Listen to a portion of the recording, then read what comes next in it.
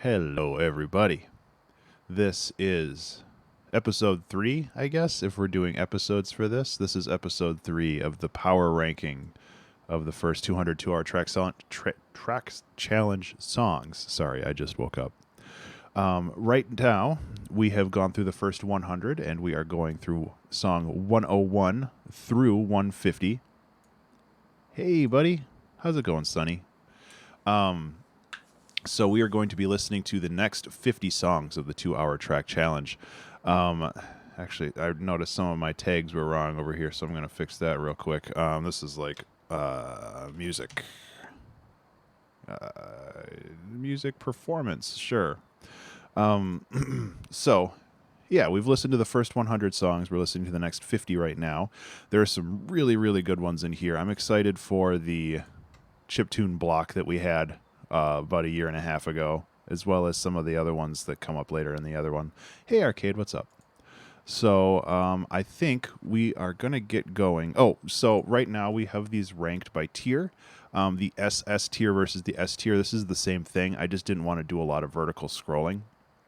So what these ranks are S tier are ones that I'd like to try to touch up a little bit and sell professionally, like for music, not for music producer. I'm sorry, I just woke up. But for like game developers, for trailer studios, stuff like that. A tier are songs that I like, but are just kind of like, B tier songs are songs that exist, but I'm not really too pleased with. And F tier ones are songs that probably shouldn't exist. I'm happy that there's only a handful of ones over here. The not applicable tiers are ranking. That's exactly what I'm doing, Arcade. I'm ranking all of the 2-hour track challenge songs. We've done the first 100, which is this. And we're going to be doing the next 50 today. So I guess without any further preamble, which has already gone on for far too long, we can start listening to the songs. And as always, this is something where we can kind of just listen and comment on. Lady, she moved now. It's just looking at her butt. So I'm not going to be like, shh, everybody, this is listening time. It's just like, talk about the songs. Oh, I'm going to talk about the songs. And yeah, so first one is Planetarium. I honestly don't remember much about this song.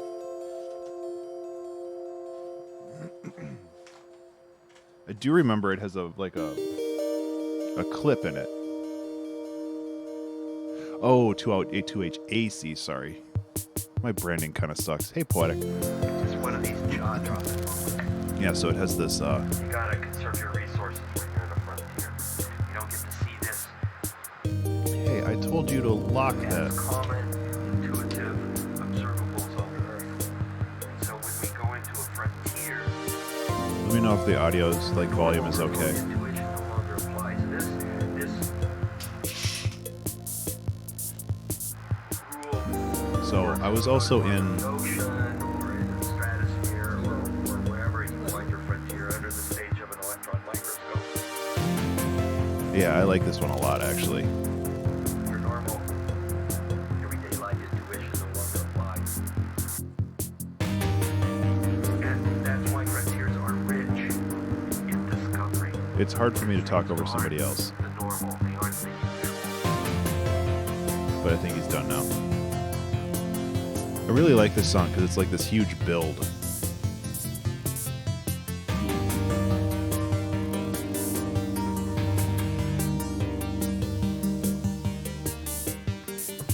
Hitting some tea.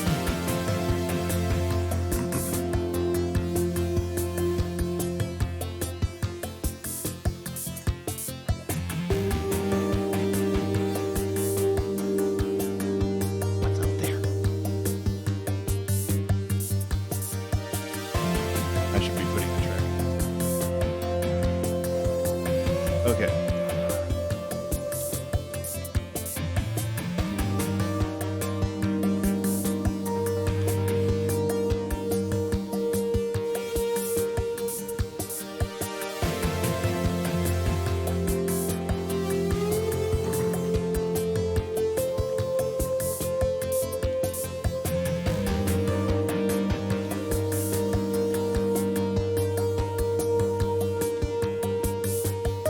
So much typing.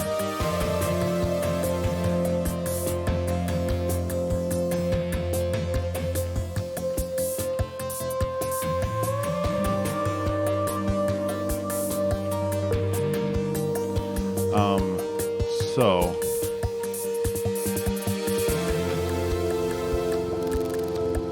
oh yeah, this has this cool little vocal break in the middle of it.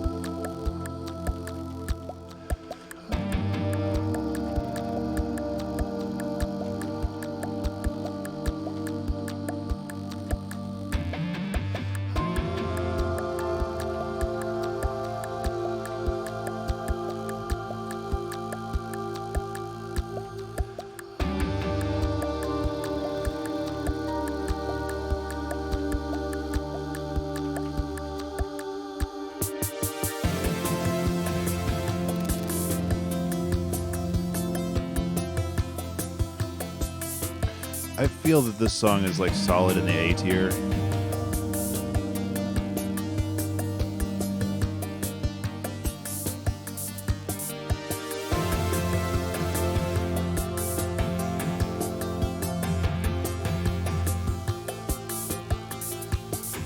Yeah, right?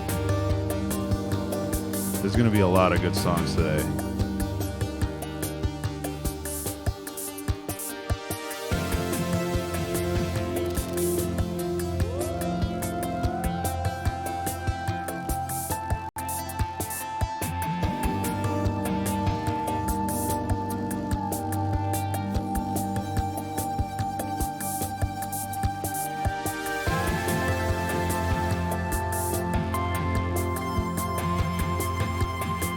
Okay.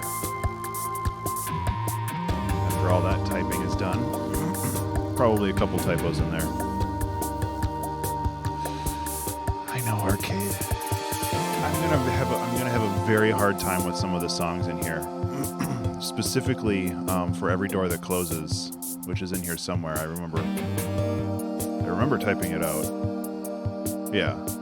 This one's gonna be really hard to judge. Like, rank some of these. I still feel that Planetarium is a good song, but it's not just like, it's not a great song. Partially because it's too long, I think. I'm thinking like somewhere right around in here.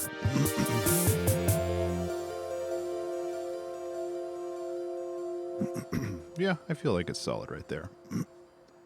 Excuse me. Detective Reinhardt, I don't remember anything at all. It's not related to Overwatch, though. Yeah, it's not an Overwatch reference. Detective Reinhardt was apparently something related to something else at some point, and it was a suggestion from chat. But yeah, as this says, like, what I did is I took a bunch of guitar samples, like I played guitar for like 2 minutes, and I just chopped them up, and then I randomly triggered them. And then I tried to make a song based off of those random triggers. It was actually a pretty cool challenge.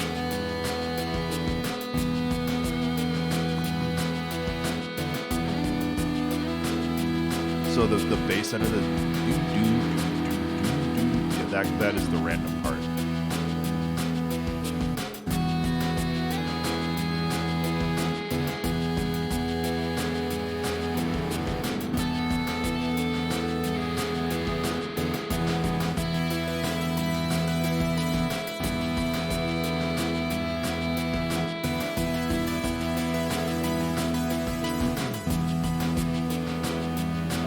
I have mixed feelings about this one, though. Again, it's kind of like one of those songs that are good, but just like aren't really anything, you know? It's a really cool guitar solo. I'm proud of that.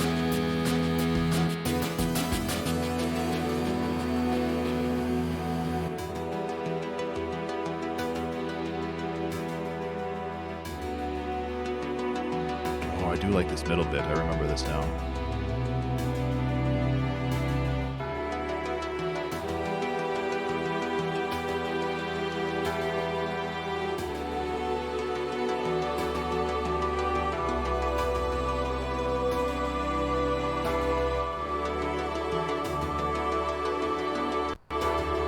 Sorry about the audio glitches. I'm opening Ableton just in case anybody like follows or whatever.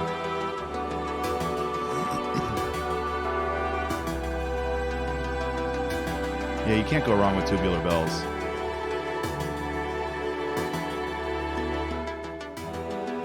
Yeah, I was reading ahead on this. It goes in a completely new section because I was kind of sick of that guitar thing. I think I struggled with that a lot.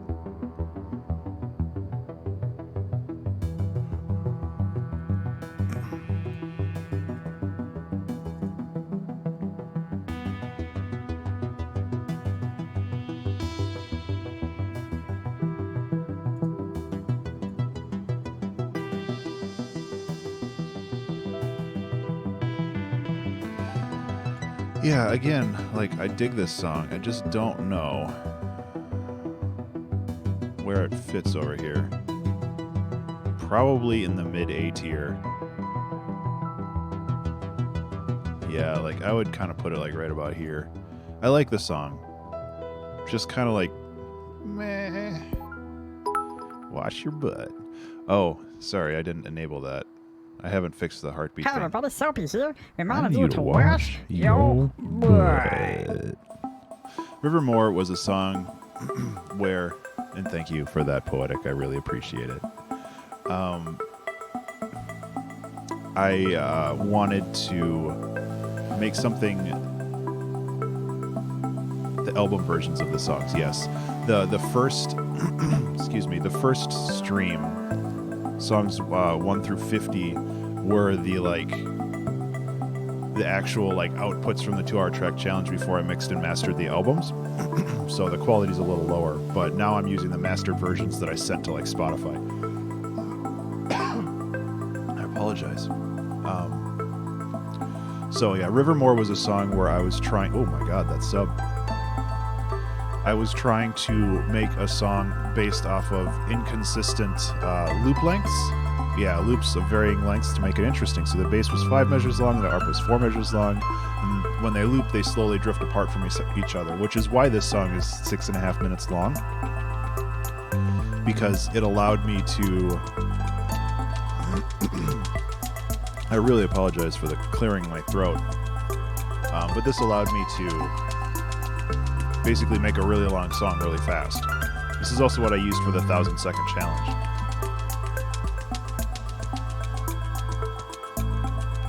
I like this song, but again, I think it's too long. This is also the longest 2-hour track challenge that I've ever done.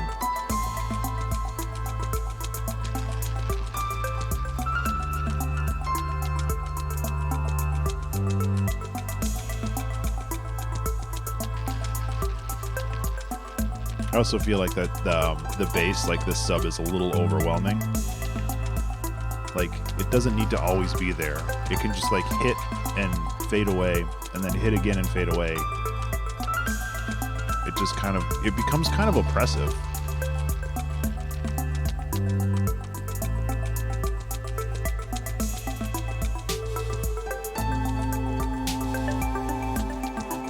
I was also still stuck on my breath controller instrument too. I think I'm using that in all the songs.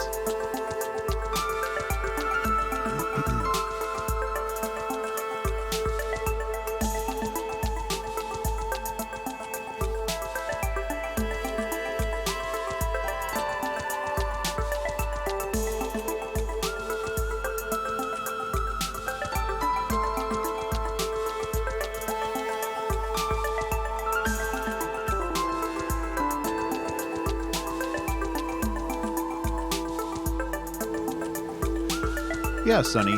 So these songs are all already out on Spotify. Like okay, the volume's okay. I tend to release the songs a couple months, like 6 or 8 months after the season is done. So all of these songs that we're going to listen to today are on Spotify, but I would really like to go back and like remaster some of these. I forgot about this ARP that's like just kind of it's kind of a cool rhythm that goes over everything. But I really wouldn't mind going back and like taking the top songs and doing like a 2-hour track challenge remastered or something like that, just because I made some of these like 3 years ago, you know, and my quality has improved since then.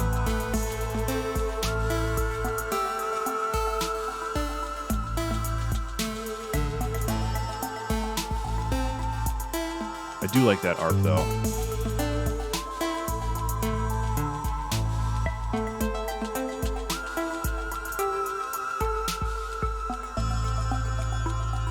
But again, this song is just like, it's too long. Like, I think I got wrapped up in the idea of just making a really long song and not worrying too much about making a good song. So, yeah, exactly. Turbo Alpha 2019 edition platinum status. So.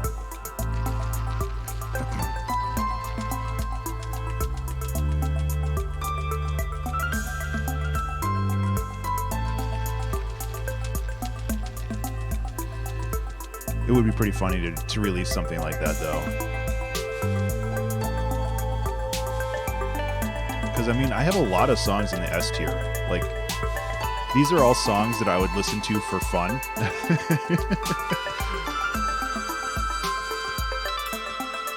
I guess that's a good way for me to put it. It's like, all of these songs I'd listen to for actual fun. That lead is too loud.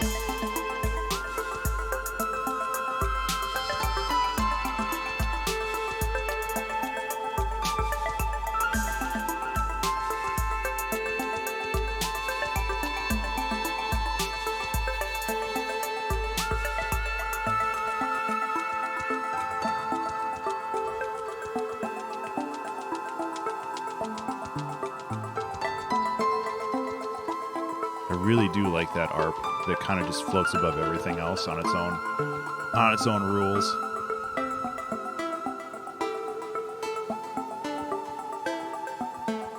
Oh, this is where I make the creepy witches laugh. That's exciting.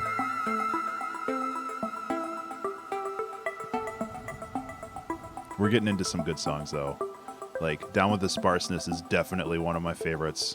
I remember Slow Snow being good. 6 Degrees of Light. Lavamancer's bad. Okay, as far as judging this song, like... my creepy witches laugh. I still think it's kind of like in this area. Like, it's okay, but it's not great.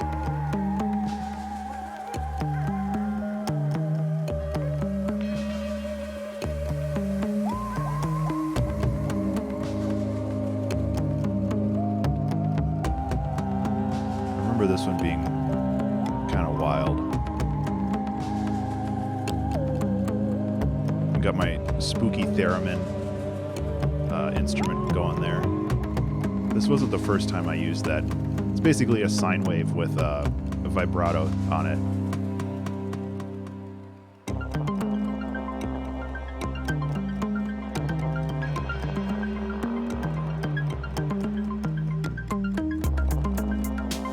Still really on the drum machines, I guess. The 808 kit, I use the 808 kit a lot, like in this area.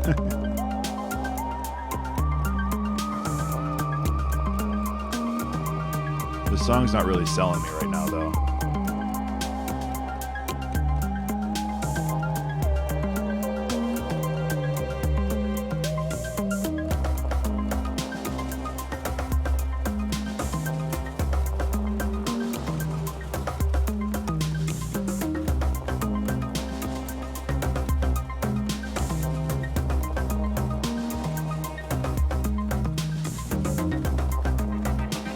It has like good ideas, but they're just not executed super well. And like comes in with this like trance stuttering pad. I don't really know where that came from.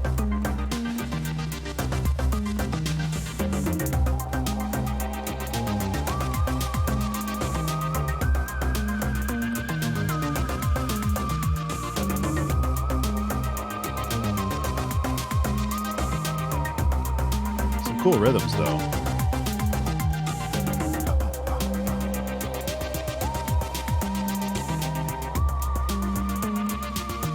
Where did I put this, though? I'll put it next to the other one. That's kind of how I feel about it. I think it's better than the Spectre of Haunted Hovel. I have this, like, concept album in mind that has like track titles like this that are kind of like young adult book titles, where it's just like the murders at Mystery Manor, or the Spectre of Haunted Hovel. So it's like there's this alliteration in it. Oh, the fake out ending. Yeah. I like that fake out ending. That's pretty good.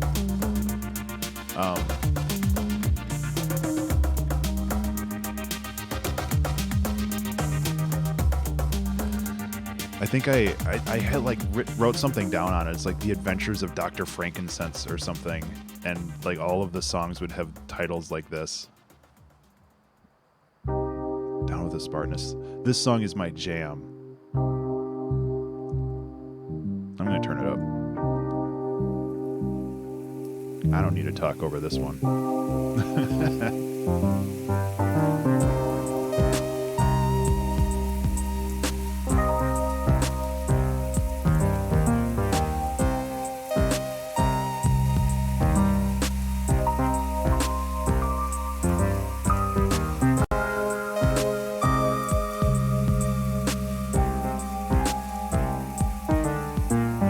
I really love this song a lot.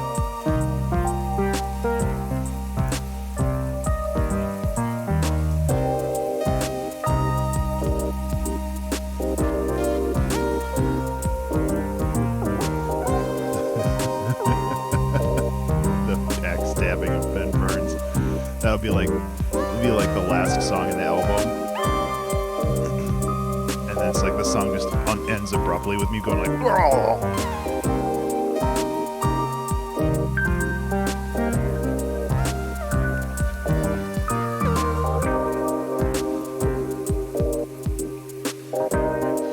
Oh man. Yeah. The Aftermath and Down with the Sparks, these two are basically like siblings.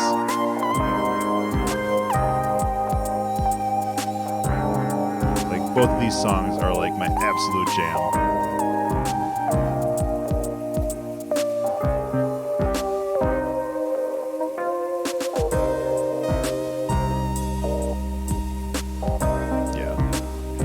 This song title making me laugh really hard.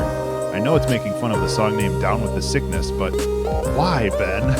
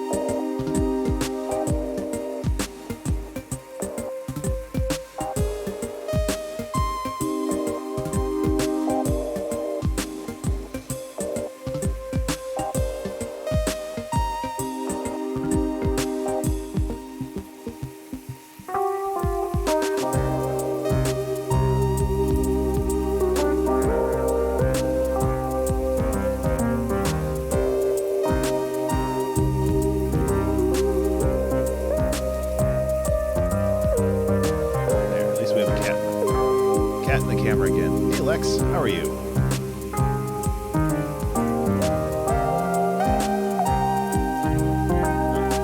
Cat doesn't want to be on the camera. Doing well. We're having kind of a listening party today. Like seriously, this song is my absolute jam.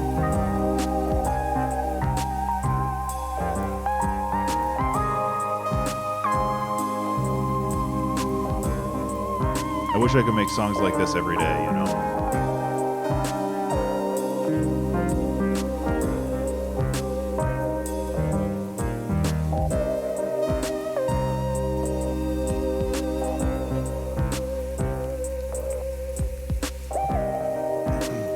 Yeah, this one's definitely in like the top tier. I still feel that the Aftermath is better, but Down with the Sparseness, this song is my second favorite. It will probably get supplanted by For Every Door That Closes. This song is going to end up at the top, but at least for a very long time. Slow Snow I remember being pretty good, though.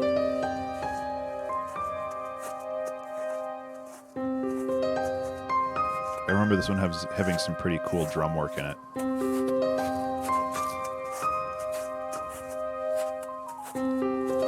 Yeah, definitely arcade. I plan on making a ranked Spotify playlist. That kick is actually really crunchy. It has like some weird overtones that's like it ran through a bit crusher or something.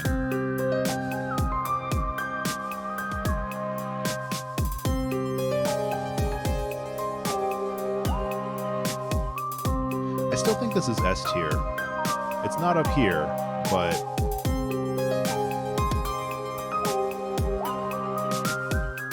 there's that theremin lead again.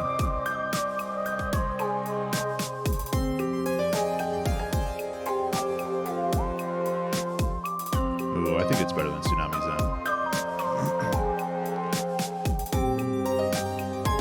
Listen to this cool bass slide right here.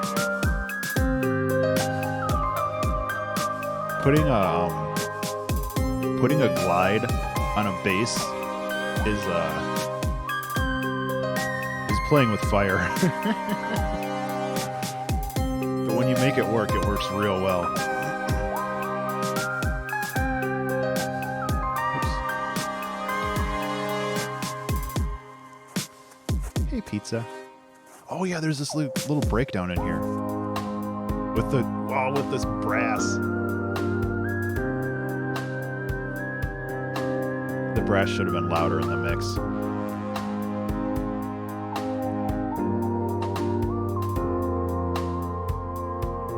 Honestly, I don't know if it's better than Torpor.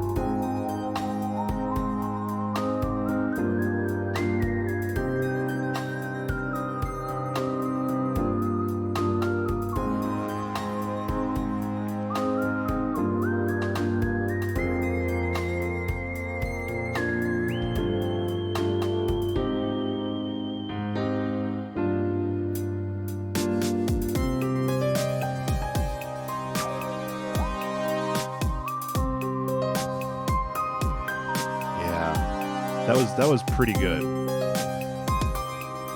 I have a really hard time, like, moving anything around up here, though. God, is it better than Ice Cube Dice, though? I kind of feel like it should be up higher. Especially with that brass. I really like Torpor, though. How did this get pushed down so far?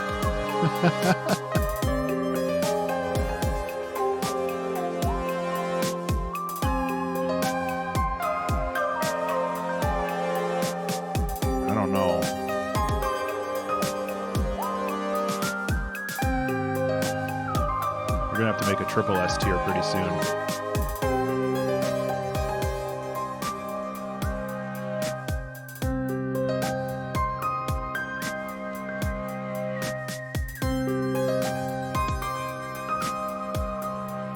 I think that's a good place for it. It's definitely not better than some of these. I feel like it's on par with Ice Cube Dice. Ice Cube Dice was a really fun song too. So. Uh-oh, we're getting close to mixed nuts. Oh boy. I don't remember 6 Degrees of Light very well.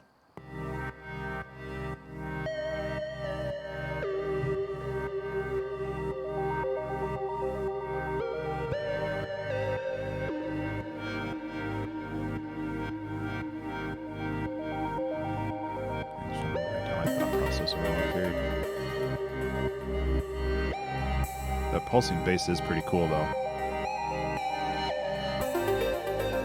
It was a little quiet. I'm going to bring up the volume.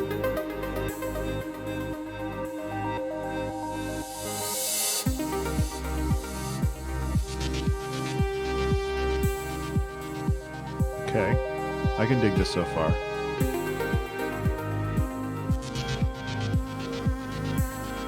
Interesting elements going on. I don't remember this song at all.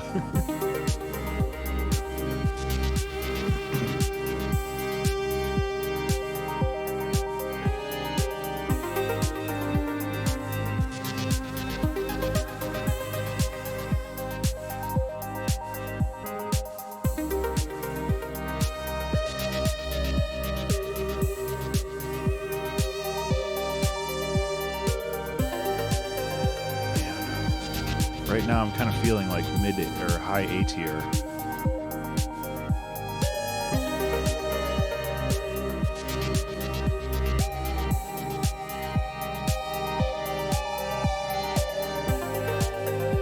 Chords are nice. It's just 2 chords, but the chords are nice. Okay, breakdown.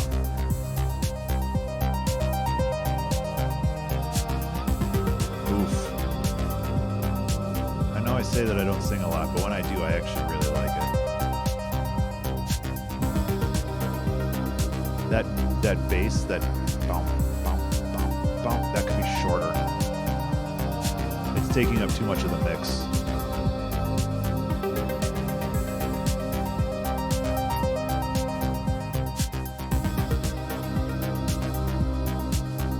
Yeah.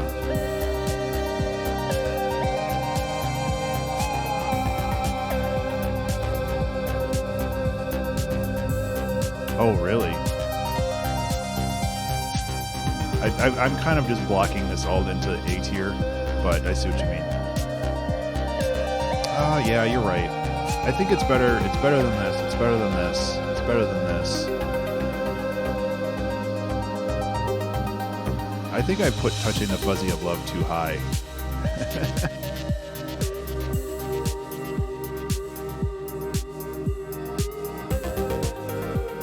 I don't know. This song's real smooth.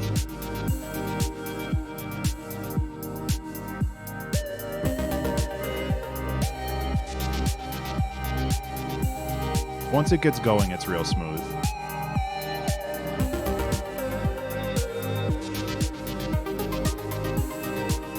Yes.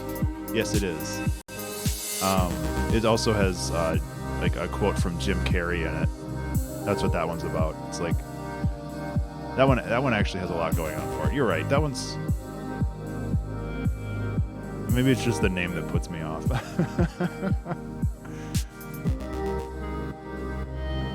I don't know, man.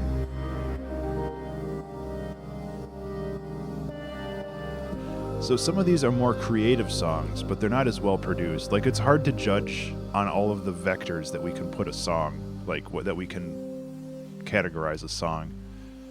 I think I'm gonna put it like, oh, Black and White and Cigarettes is so good though. I'll put it right here. So here's Mixed Nuts. This was the 100th 2-hour track challenge episode. This one's a song. So what we did is, if you read this, is I sampled all the prior songs in the 2-hour track challenge series, and I made a song with all of those samples. So all of the sounds are from prior songs in this list. It's not great, but it was an interesting challenge. This is probably going to go in the B tier, though. The machines hack themselves.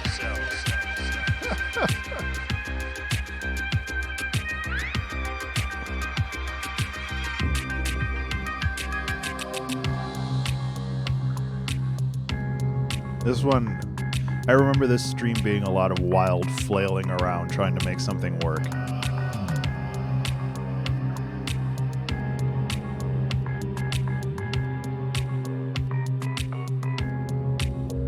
I feel like it's somewhere around there. It's like, it's not terrible, but it's just like,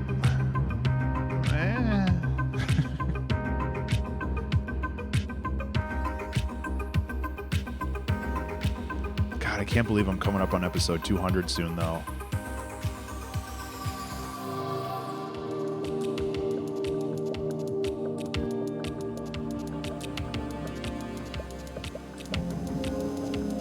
This is also kind of quiet. The mix is low.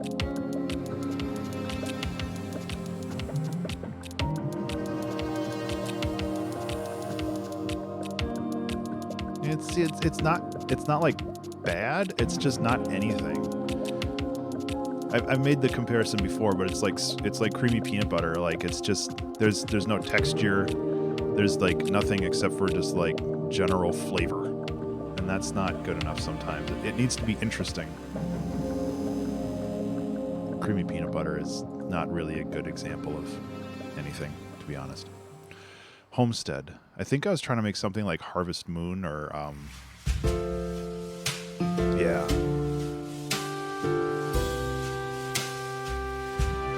I remember enjoying this song, even if it's just like a couple chords.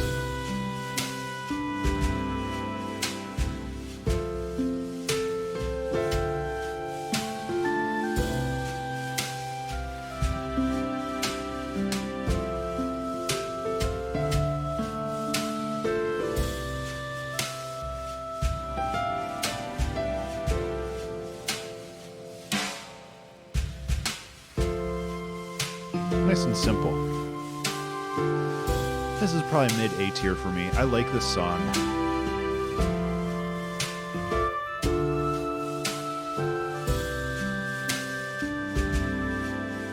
Plus, we get the brushed drums. You can't say no to brushed drums.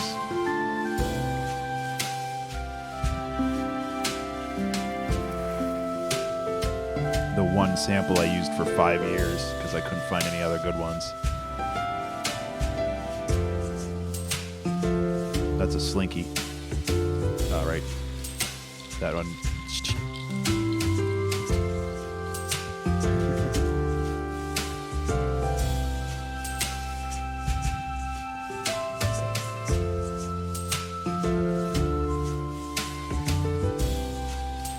And all of these songs, Banana Bonanza, these are all real good.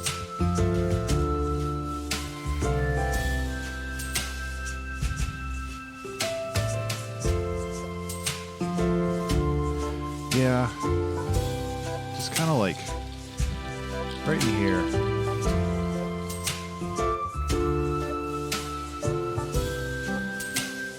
It's good, but it's like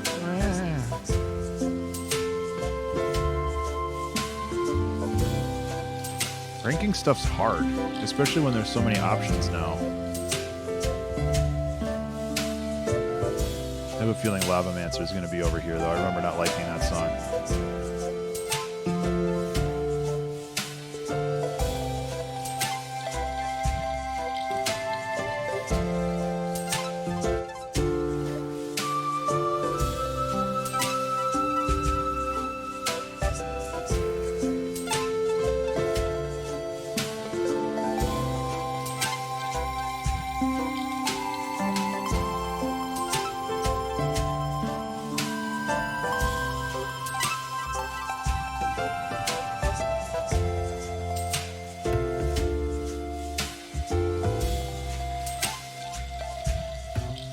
It is a good summer day song, though. I could definitely see this in some, like, YouTube video where, you know, people are just, like, walking around a city or something. Like, licensing-wise, like, I think that it could work really well. Just because it's, like, it's not obtrusive, but it still conveys a feeling, you know? And I think that that's important for that kind of music.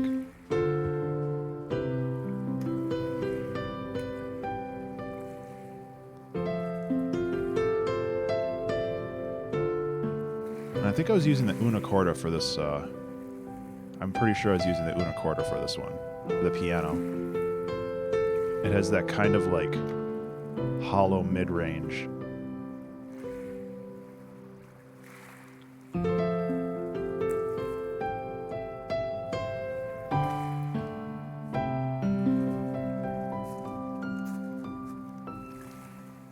That's a good song. I like the ending. Lavamancer, I remember not being as good of a song as like making a boss battle or something. It's like, yeah. Something to do with a volcanic eruption. Yeah.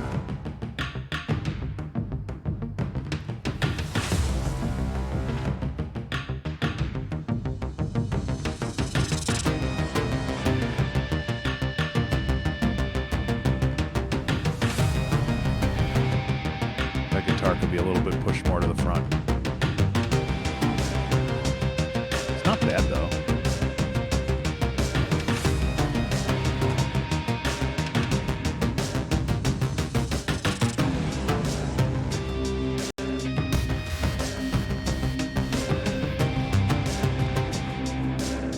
think the biggest issue with this is the mix.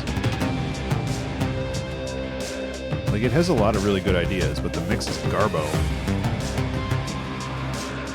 But that's been from 2 years ago for you.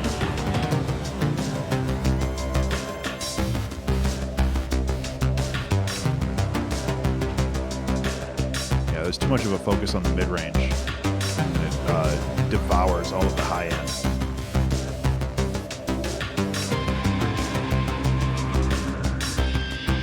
Hello everybody, Sophie's here. And mine is the West. Yo, Thanks, Sophie.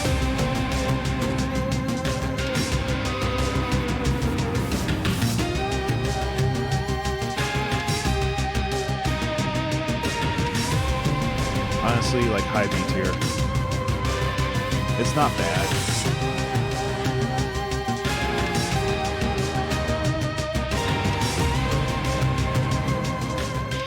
Yeah, the song's not bad.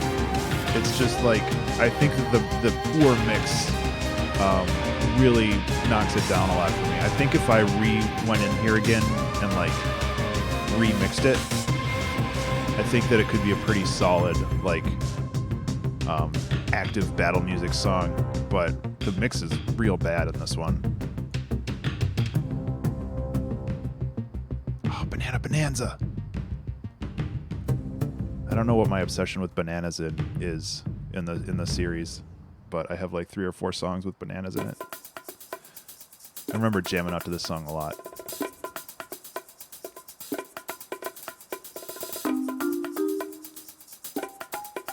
I think this is high A tier, maybe low S.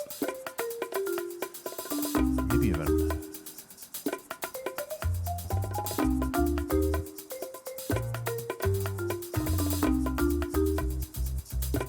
It's very Donkey Kong Country.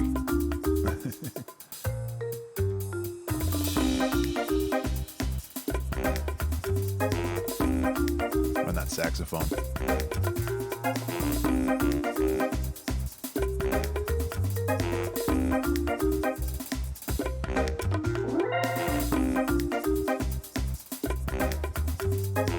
This is a good exploration of how you don't need a ton of layers to make something sound good. Because there's not a whole lot going on here.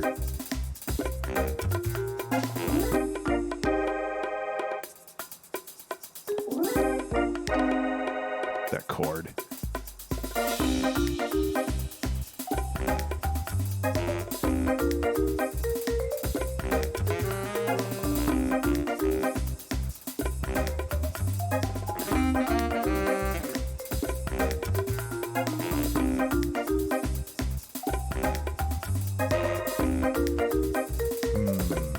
Where does this go, though?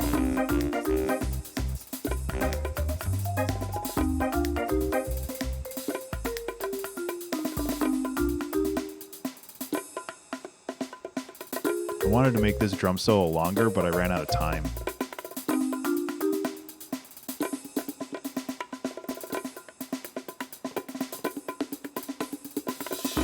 And it's not very interesting anyway. I like this song, but I feel it's kind of in this area.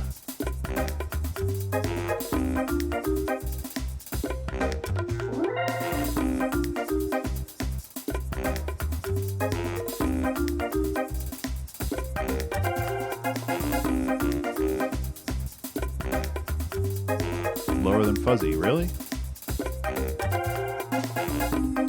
Is it because you have a stake in Fuzzy of Love? But yeah, I think that this song's interesting. It just doesn't go anywhere. You're probably right. Somewhere around here. God, I really like this song. So that is a kazoo run through guitar pedals and an auto-tune. I love this song a lot, though. I actually haven't heard this in a while.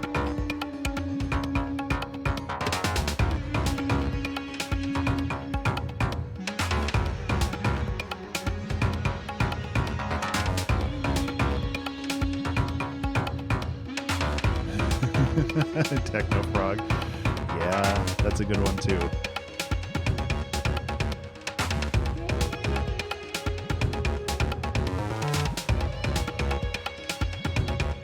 Feels like the song is mixed really quiet.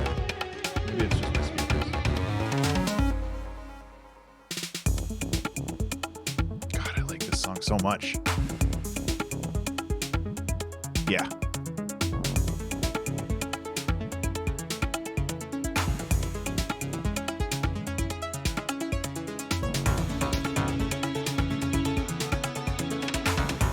I think I'm gonna have to put this one like up here.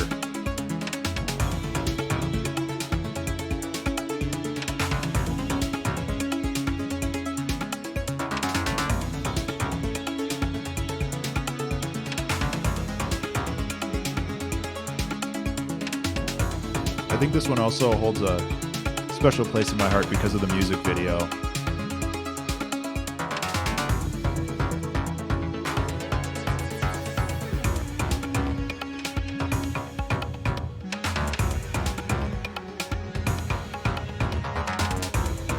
I'm actually going to show you the music video real quick once the song's done.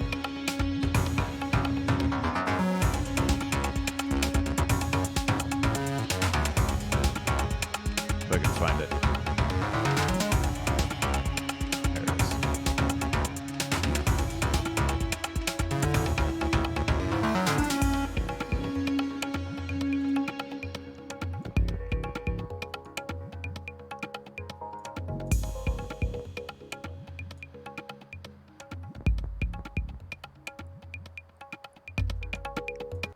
So with this, I was messing around with, I was messing around with pixel sorting, which creates this like really cool, something that I haven't really done a whole lot of since, but it creates this really amazing like glitchy effect. And it got like really wild near the end. It's just fun to mess around with. So I think there's a special place in my heart for this song just because of the music video for this. It turned out really cool.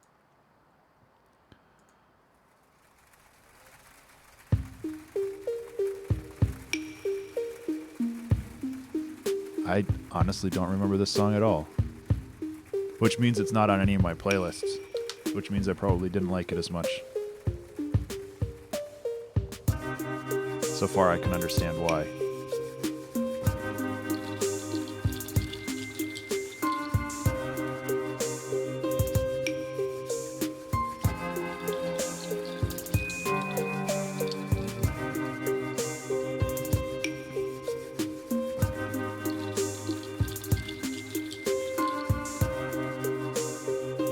Not bad. Oh, the challenge for this was to use have a melody that's just one note. So I'm jamming on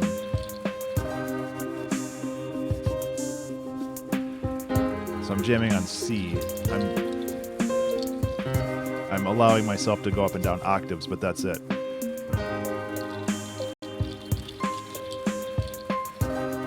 Which is why this song is a little awkward.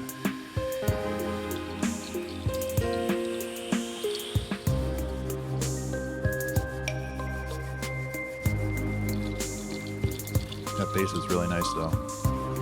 I need to turn off the fan, I'm getting really cold.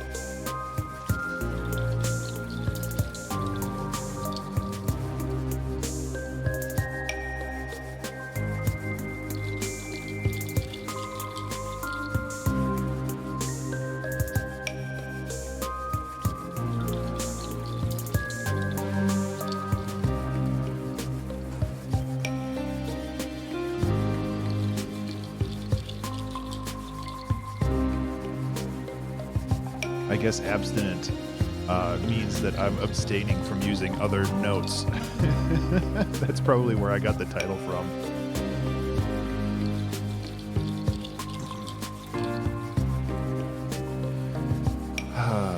I don't think it's B tier. I just think it's like low A tier.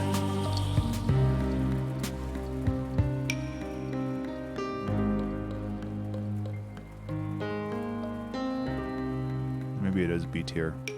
No.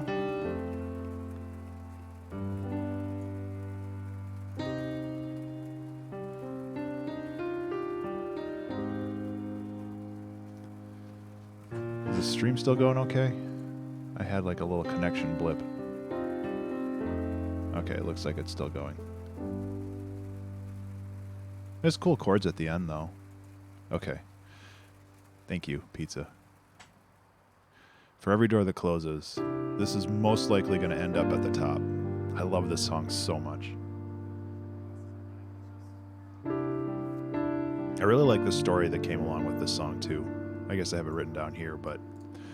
So essentially what it is you get stood up for a blind date, and then you end up meeting somebody who also got stood up for a blind date, and you end up going out, and it's in a coffee shop.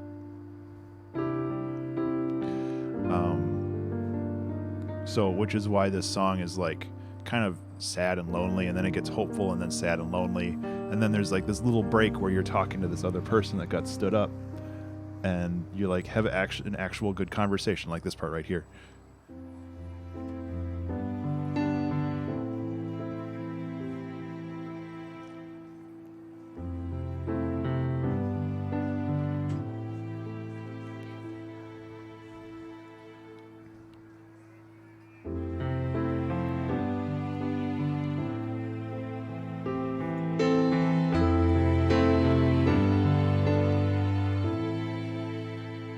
And then it goes back to watching the door because, you know, somebody came in and maybe that's your date, and it's not.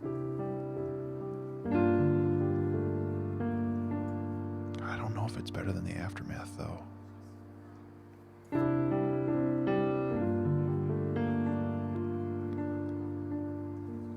And then it gets real sad right here, where you realize they're not coming.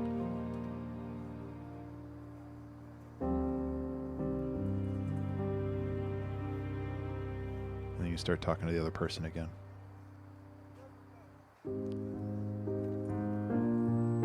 God, this song's so good. I actually get emotional listening to this song, which is one of the few songs that I actually do get emotional listening to.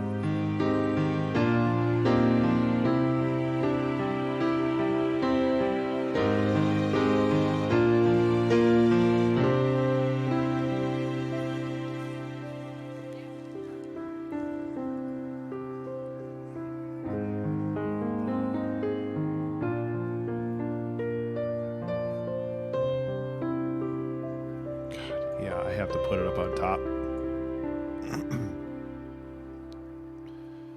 And then this is like the epilogue, where you have a happy life together, or you like leave the coffee shop together.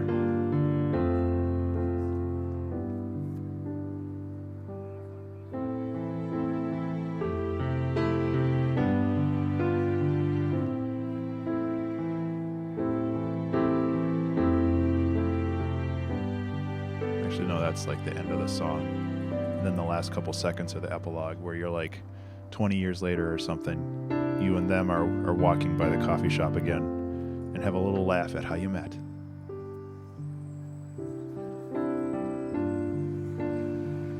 God, that song's really nice. And it's nice because I have this whole story built up in my head around it.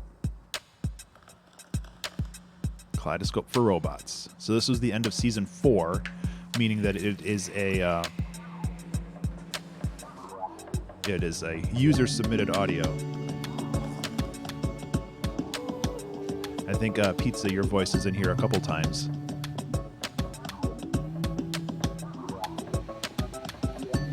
I think this is high A tier.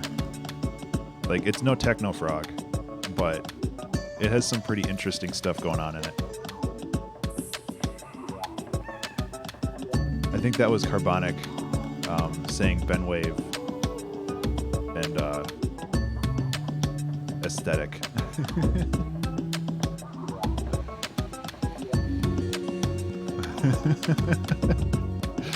Yeah, Pizza. I'm glad that I used all of that. That was kind of crap. I want to do that again. And then somebody submitted this funky ass bass line.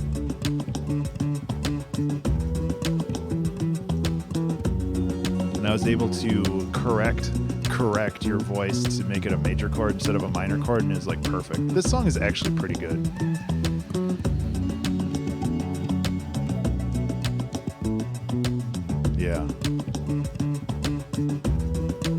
Carbonic's doing okay.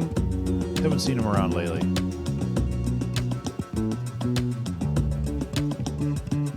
God, honestly,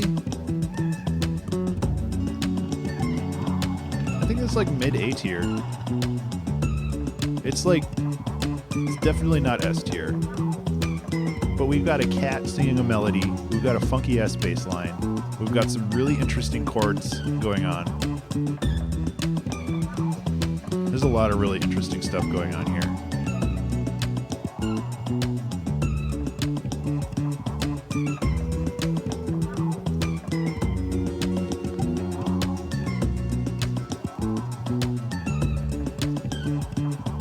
This is a hard one.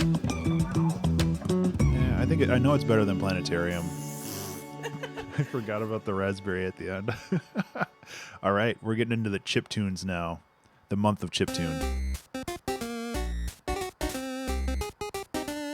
This was a very hard month for me. I still want to do it again, though. I definitely want to do it again.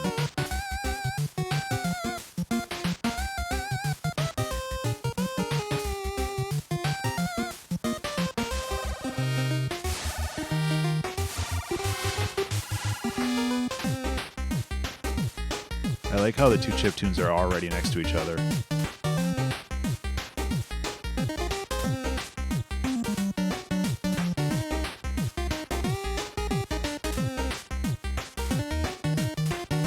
I don't know where this is gonna go though. I think it's like some really cool rhythmic stuff.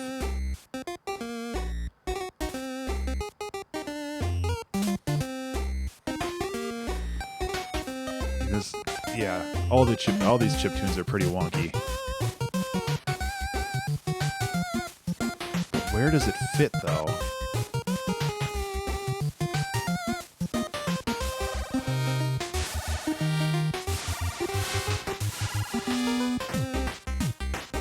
Because I feel like it's like maybe up here?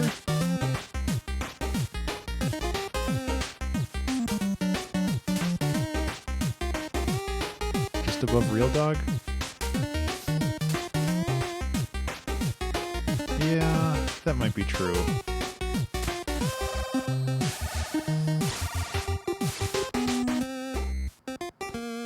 Oh man, this is a hard one.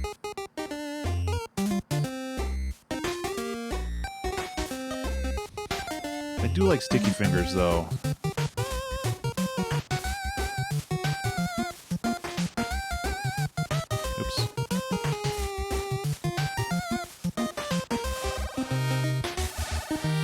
I feel like it's more like right there. Because I like Enchanted Tower, but Sticky Fingers was like very, very early on in the 2-hour track challenge.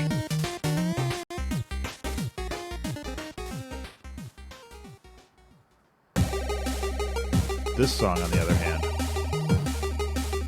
I'm in the wrong commentary.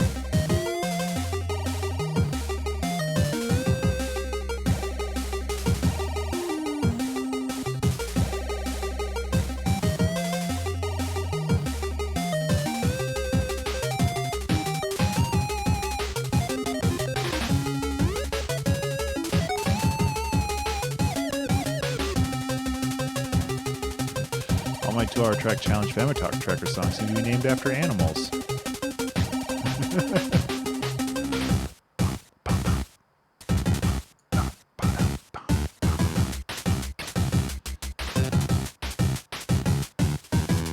That rhythmic thing right there really saves this song.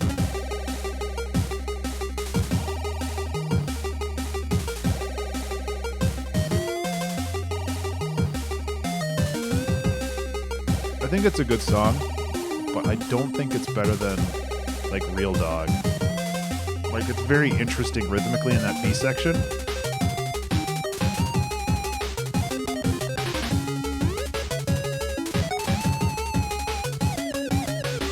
I don't even know if this is S tier. Like, I really like it, but it's also kind of just like...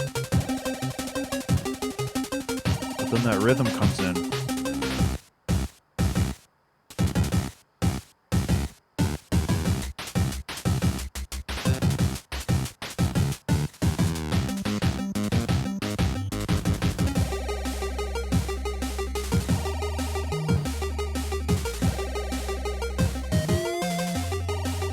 Yeah, exactly, pizza. These are really hard.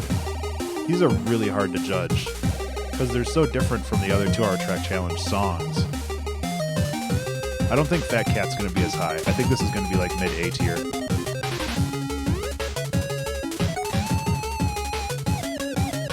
I like Fat Cat, but I also think it's kind of annoying.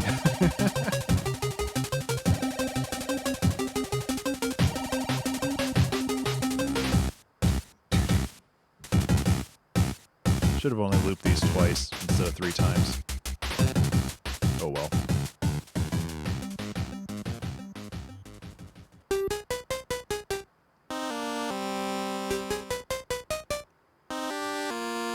So it's like I like this song a lot, but I feel like it gets a little annoying. It's also longer.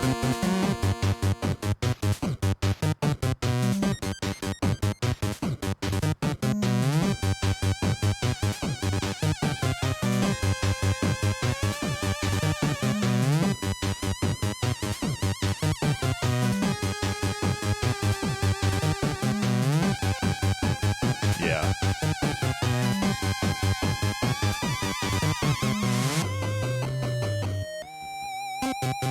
Actually turn it down a little bit.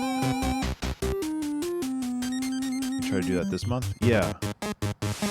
Or give me your quarters. So this song is neat, but it's just like... I do like the speed up.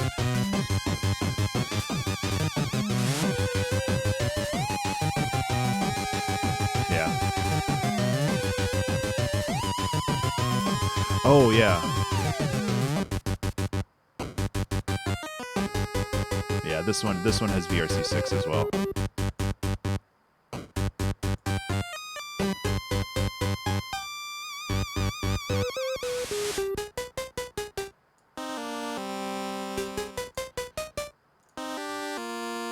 So yeah, I think that this is kind of like mid A tier. I think that it gets a little annoying. And that might be an issue with the mix and master of it more than anything else. Like the bass, the pulse wave bass that comes in here is just like, it's a little too aggressive. We could put it next to the other cat one over here.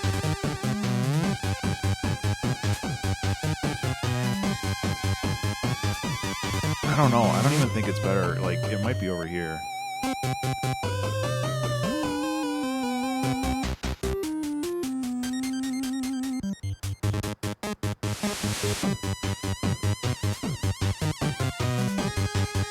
I like how it speeds up, though.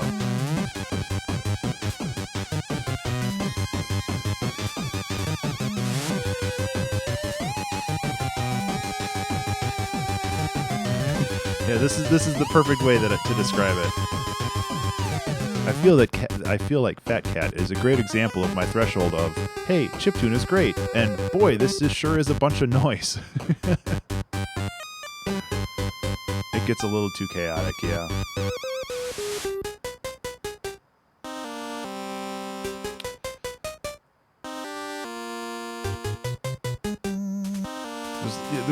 There's a lot of really good ideas in this, but it's just executed in a very chaotic way, which is kind of the point.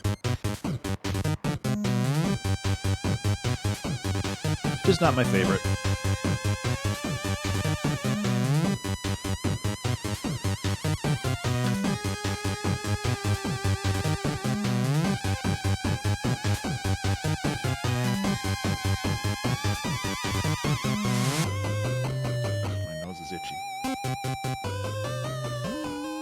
Yeah, I think I'm pretty comfortable with that, like mid A tier. I remember really liking this song. I see a little crab with a top hat and monocle strutting down the beach.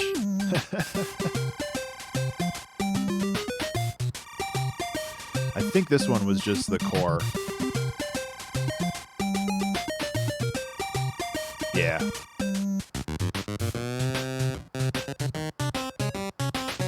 This one's funky as hell, though.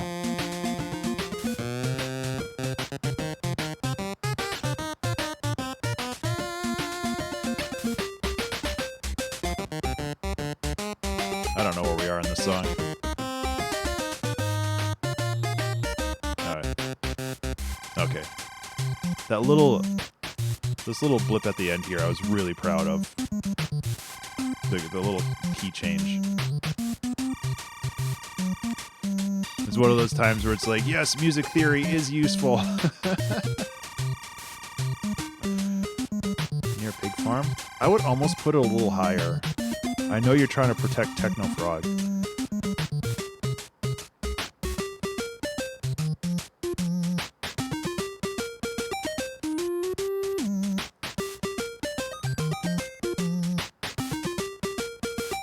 The thing is, like, this is a personal preference thing. This is the type of chiptune that I really like to listen to.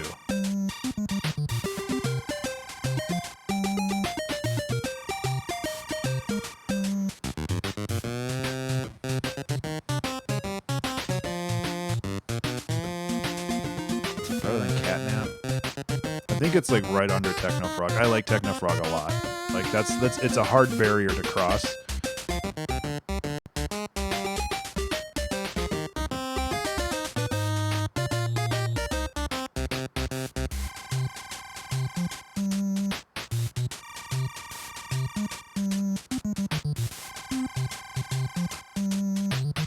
Oh, sorry, I'm blocking the visualizer.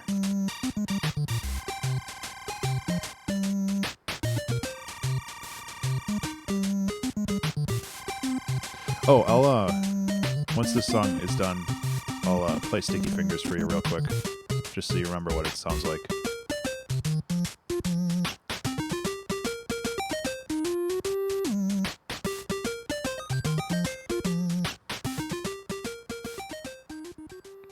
That's a good one. Okay. This is Sticky Fingers.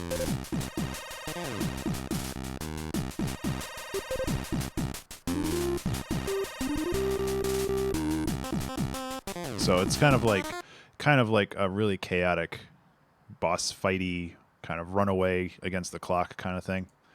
So that was a good song. Okay, Pompous Platypus.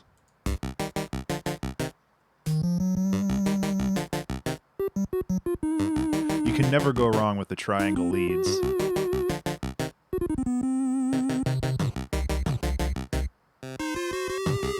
I like this song a lot.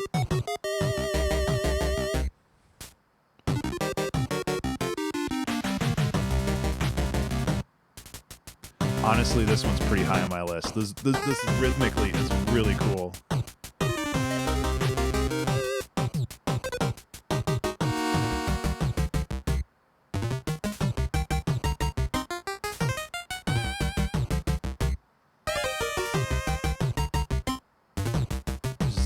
This isn't just the... Yeah, I was gonna say, there's too much going on.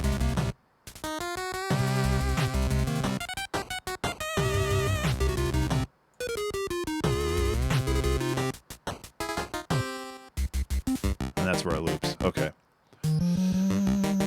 Oh man, where does this one go? Honestly, I think it's kind of like up in this area.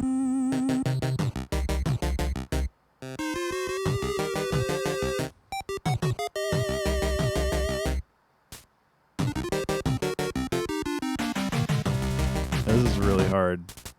Like, I want to put it up next to like a Staple Day and stuff, but I don't know if it's that good.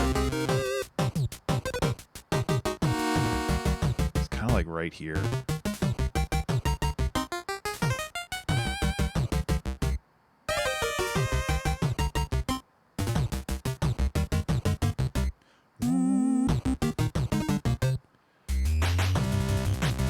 I felt like I was getting burned out on Fama Tracker during this series. But this song's real good. I need to do another month of Fama Tracker. You don't? Really?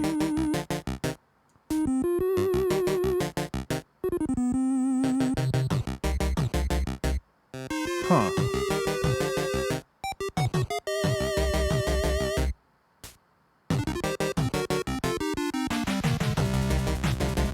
I might be putting a lot of weight on the rhythmic parts of it.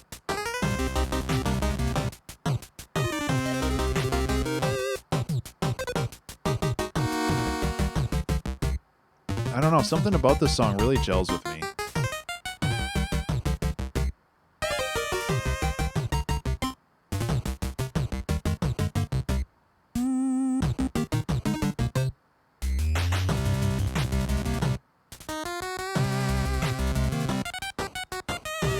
I don't know. It's like, it's the rhythmic part of it that really gets me, I think. Like, I just like that song a lot. Cabin Fever. Is this the one with the... Yeah, this is the one with the haunted dulcimer. Oh, I remember that. So, yeah, I think I mentioned it in here. So, I was using a contact instrument that they didn't fully crop some of the recordings, and there was like talking at the tail end of one of the recordings. And it was popping up in random points in the song, and I thought that my like Ableton was haunted.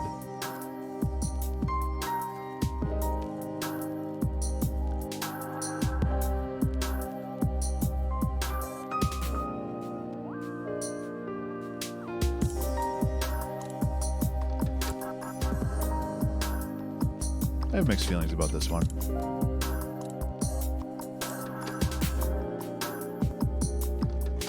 I think the bass is a little overpowering.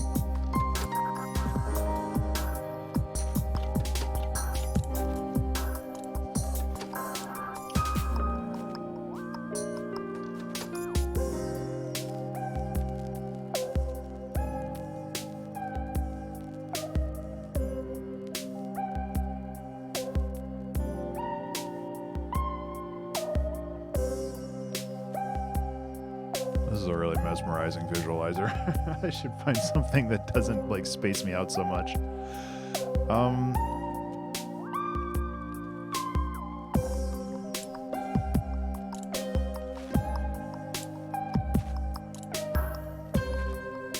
And it's just like, yeah, I kind of feel like this is like mid A tier. Kind of just like, oop.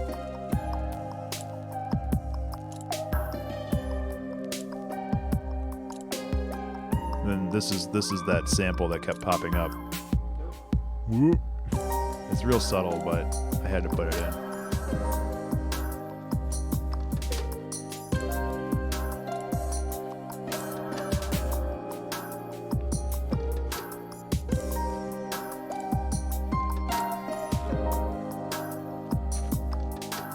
And the bass is overpowering and kind of boring. It just sits there. There's some really good songs coming up, though.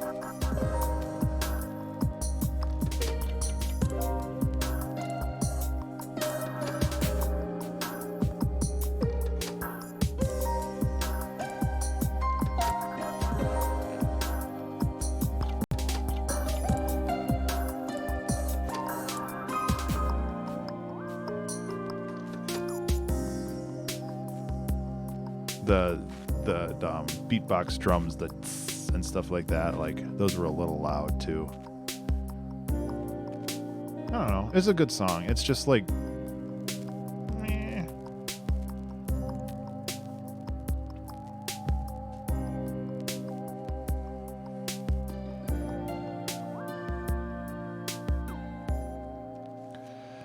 Orrery, on the other hand, which is a fun word to say.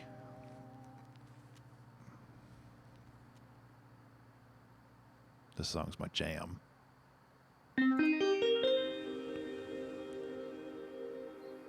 Yeah, I spelled it wrong initially when I was saving the file. So an orrery is an assembly of... It's essentially like a mechanical simulation of like the sun and the planets. You know those big things where like the sun's in the middle and like planets are kind of orbiting it, and they're all like put on this mechanical thing so it's all orbiting in real time. That's what an orrery is. Sometimes I get words like that stuck in my head, and the only way to get them out of my head is to like use them somewhere. This song is my jam though. I love this song. That big fat bass.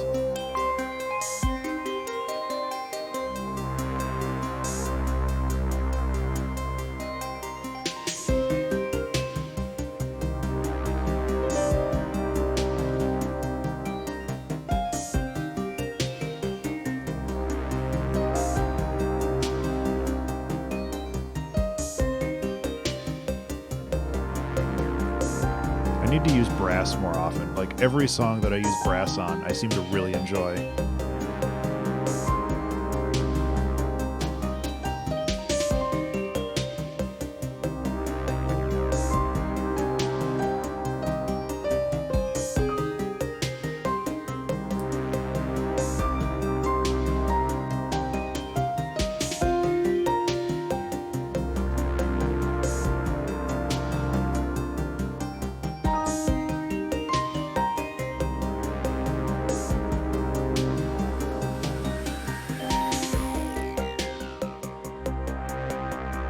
We've got some really cool mechanical percussive stuff. Like I think those are just like rapidly jumping through my sample library and just finding stuff and then making it work.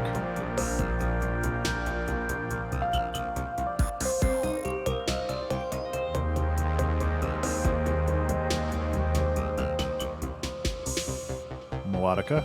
Yep.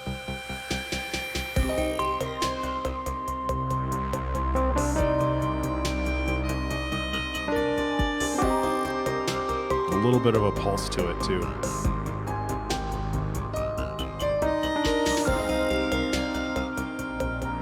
Something I did a lot when I was making these songs is I put everything on like a pulse, so it would change the volume on the beat. Oh, I actually layered it.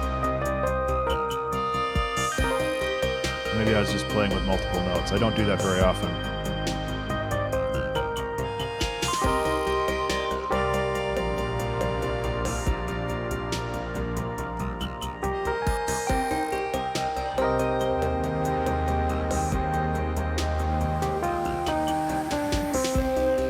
And this ending is really good.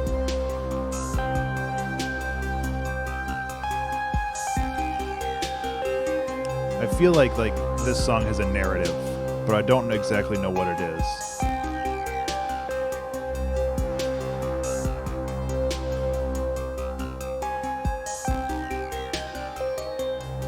I should try to do music for short films, though. I need to talk to people about that.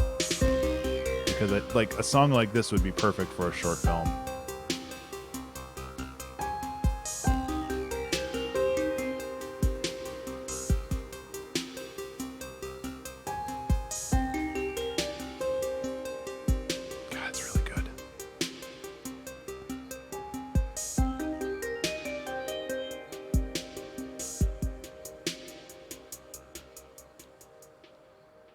One of my faves.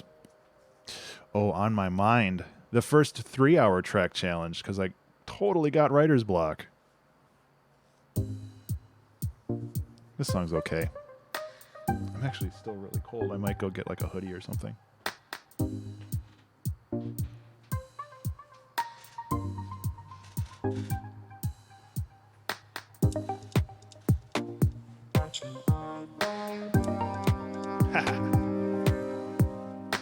Even better.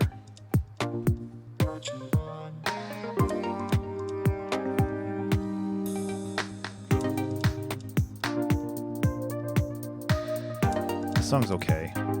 It's got some really cool ideas.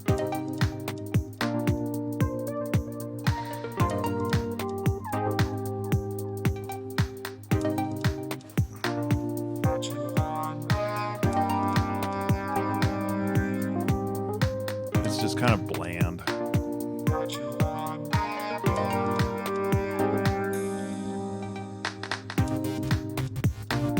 Bass could be louder too.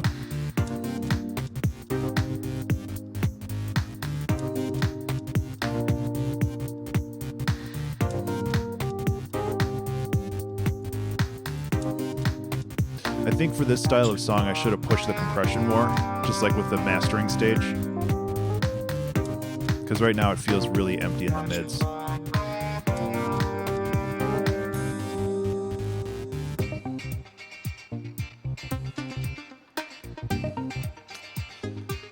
Yeah, I mean, I'd kind of put it right around here. It's okay. It's just like not anything special.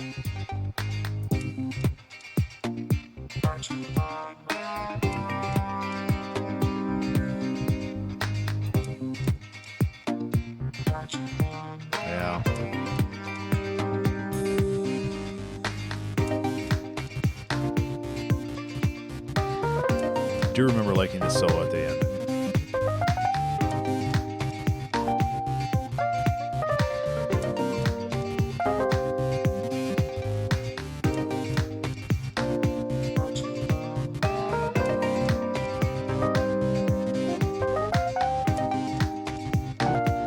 Goes over there.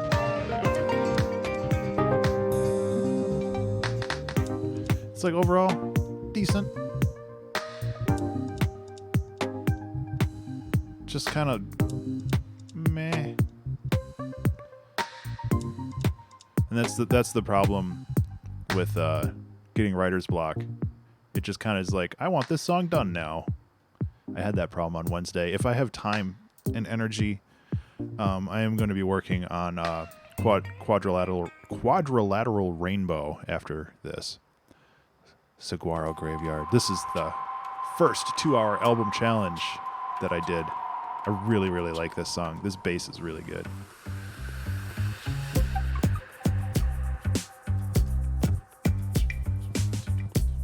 I like making desert themes.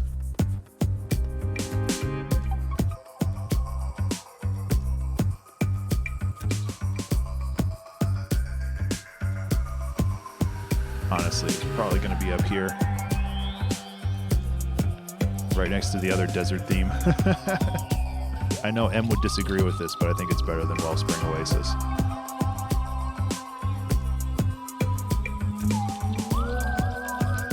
So that trippy synth is a kazoo run through a bunch of guitar filters, and I absolutely love it.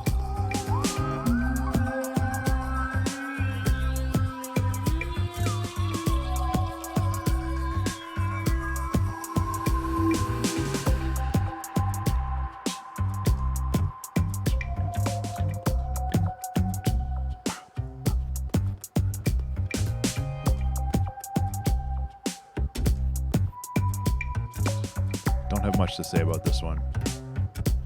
I know there's like a time signature change halfway through.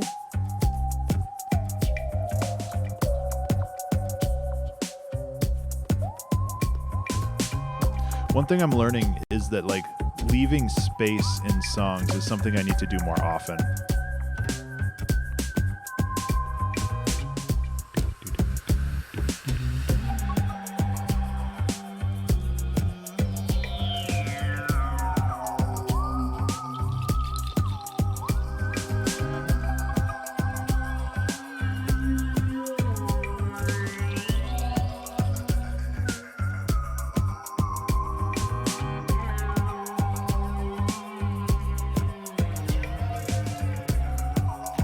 A wild instrument.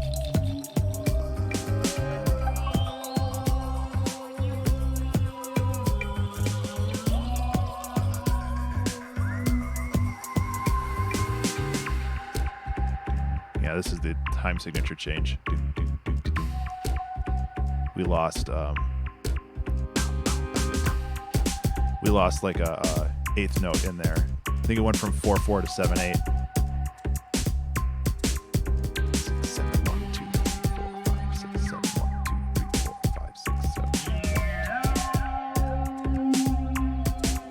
No, it goes from 4/4 to like 15/16.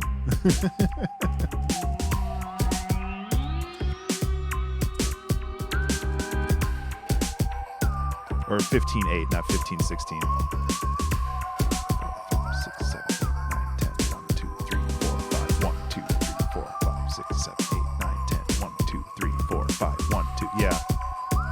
So it's basically 2 measures of 4/4 with an eighth note chopped off at the end. That's basically what I did there. That's a really cool little turn. I like that a lot. Polar Caves was really good. This is the song that I accidentally not plagiarized, but I listened to this afterward and I was like, this sounds a lot like Risk of Rain.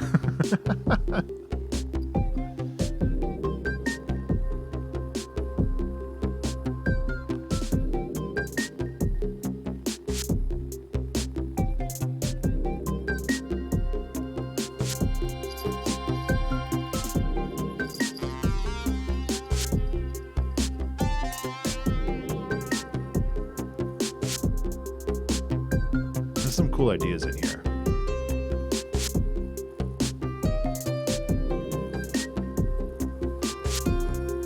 I just don't know if it's S tier material.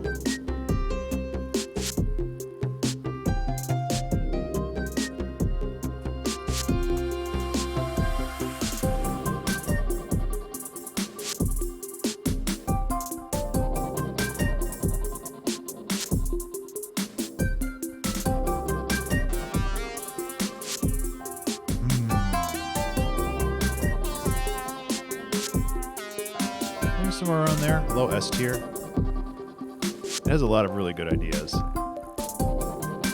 That bop bop bop bop is like almost directly from Risk of Rain, not on purpose.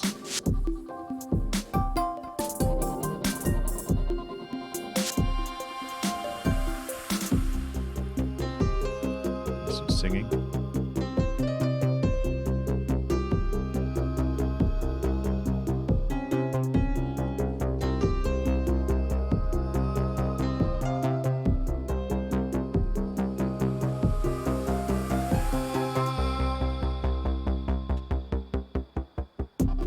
Interesting automating the release of that note so it gets really short and punchy. That's something I do a lot in Famitracker when I want to like lessen the impact of a note. I dig this song. I think that it has a comfortable spot in the low S tier.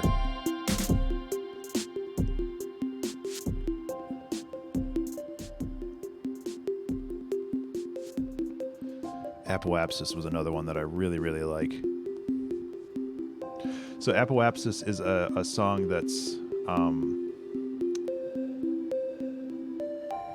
or it's a word, like I think I was playing a lot of Kerbal Space Program when I made this song. And Apoapsis is like the height of an arc. It's like the high point of an arc, I think is what it is.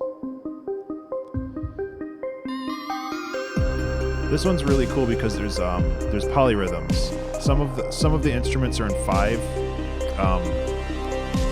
What is it, like pentuplets? So there's like 5 beats per measure, and other parts of the song are 4 beats per measure. So there's like this really cool offset going on. 2, 3, 4, 5. 1, 2, 3, 4, 5. 1, 2, 3, 4, 5. 1. Yeah.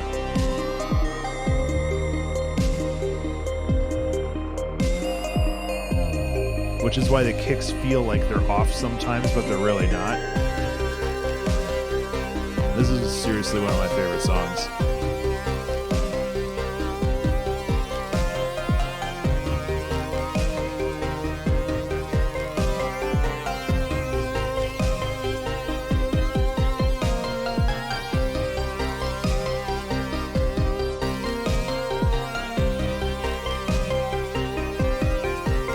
The other thing I like about this song, not to completely talk over it,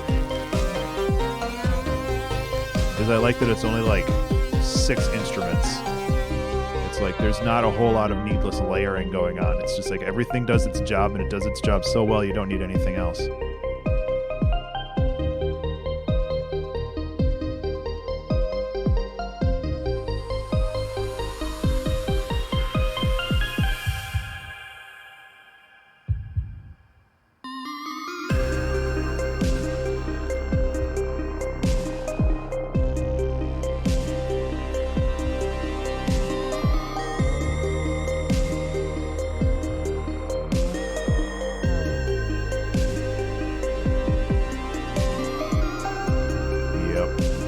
I don't know what to say about this one. I really like it.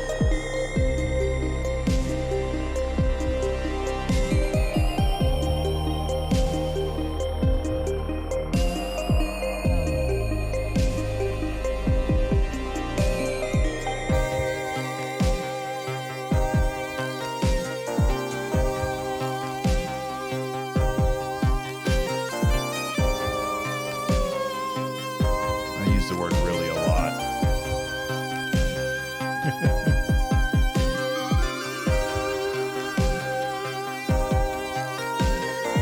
Something I'm actually trying to use less of. It's a filler word. It's a word that's empty calories.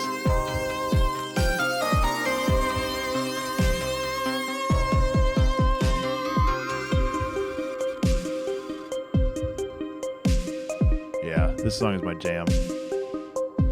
I don't know if it's better than Down with the Sparseness, but it's definitely up there.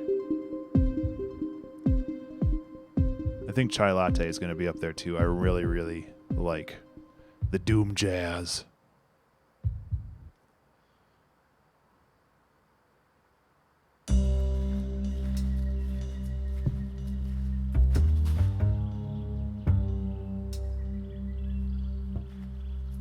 Every once in a while, I start listening to the Bohren and Der Club of Gore album Black Earth, and I'm always like, I need to make more doom jazz. I probably butchered that pronunciation, and I apologize.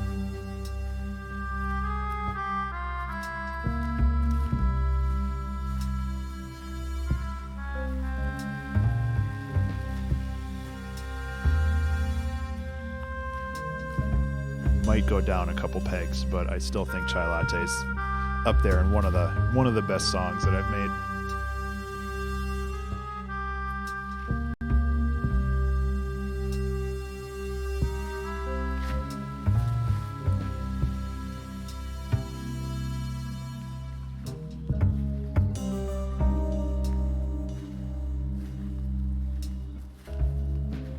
Just like there's nothing going on, but it still holds your attention, I feel.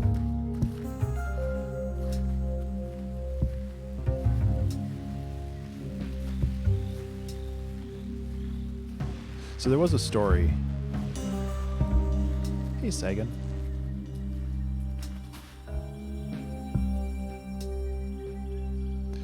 There was a story like the having to walk through creepy woods to get to town because you really wanted to get some coffee. And then you get some coffee, which is the piano part that's coming up.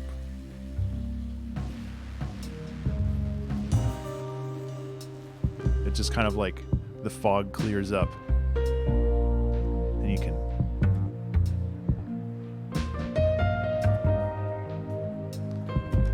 I even talk about the story. So when I was a kid, I lived in a somewhat rural area, so like I was like, I think I lived on it. No, I lived next to a dirt road, but I had a job at Burger King in high school, and it was about a mile walk, but some of it was through these really creepy woods to get there because I didn't have a car yet. There were some nights where it was really scary to walk through those woods.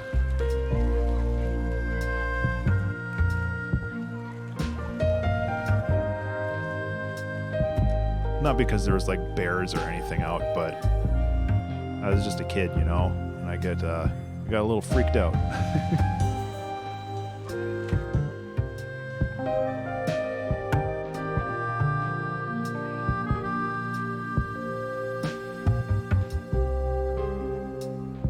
That shift to major there was really nice. Just for like one chord. And now you go back into the woods to walk home.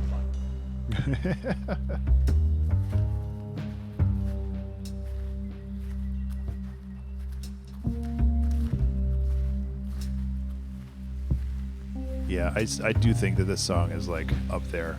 I don't think it's better than Apoapsis.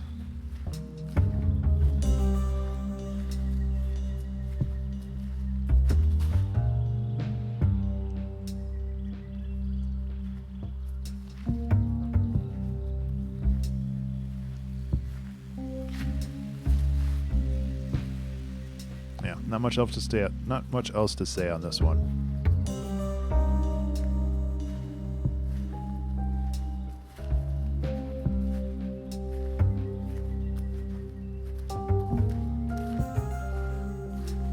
Just a nice jam.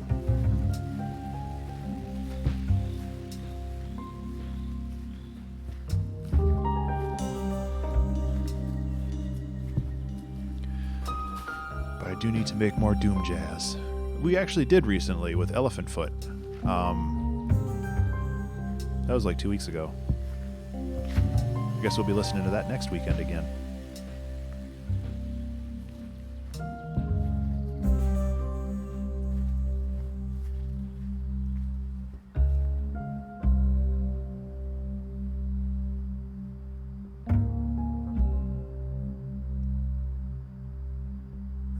resolution to a major chord right at the end. You got home safe, even if it was scary.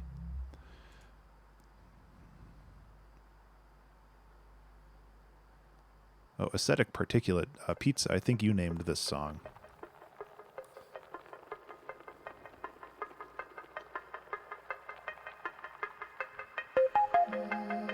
Oh, more singing, yeah.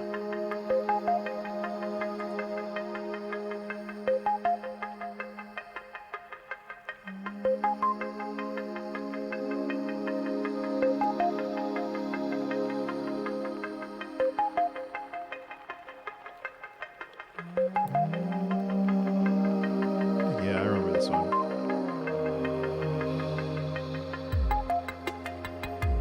That is inappropriate kick, but it works really well. It actually ties the room together.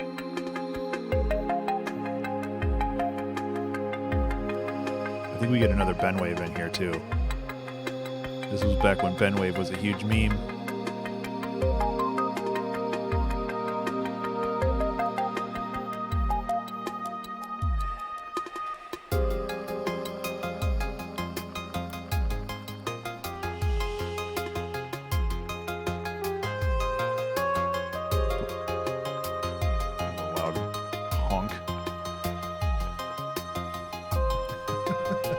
Oh yeah, and then I have like creepy laughs and stuff in here. I don't know why I did that.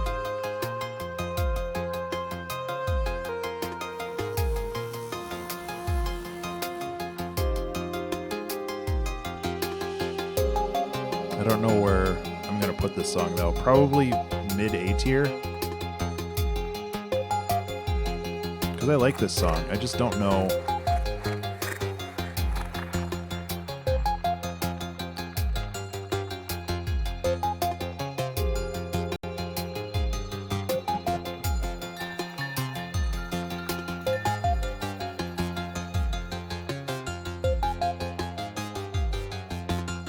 Where does this one go?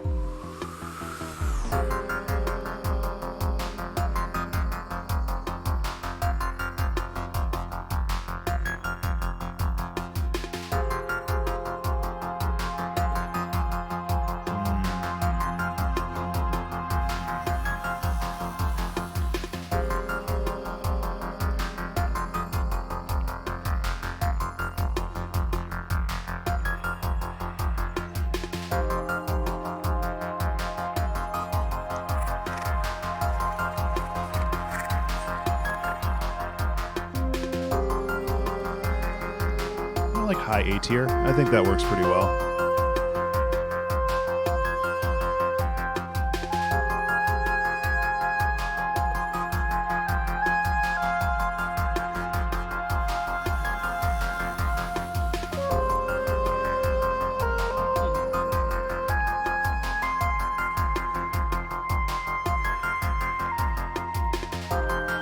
We got a lot of songs left to go through. This is going to be the longest, I think, of the streams. I ended up with a lot of long songs in seasons 5 and 6, which is not necessarily a bad thing. Especially early on, we had like a 5-minute song and a 6-minute song, and yeah. Usually the 2-hour track challenges are between like 2 minutes and 4.5, and some of these got a little longer than that. Urgent Prayer, I remember being pretty good. So the song name came from a voicemail. There was just like, are you in need of urgent prayer? Call this church hotline. And it's like, it's a weird idea, but I really like the idea of like, I took that voicemail and I chopped it up in the background, which is what that like warbling voice-ish sound is in the background.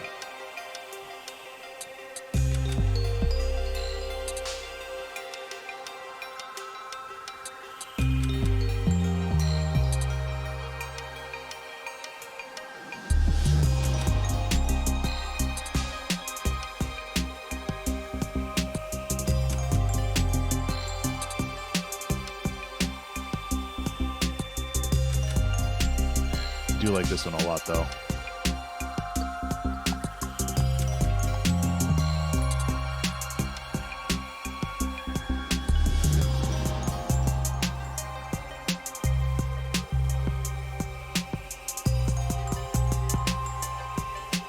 those drums are pretty cool.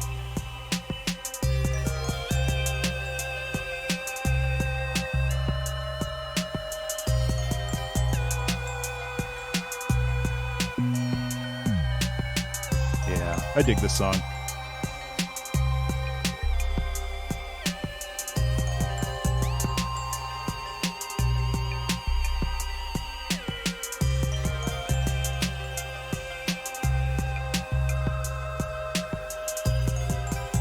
Let's change the visualizer.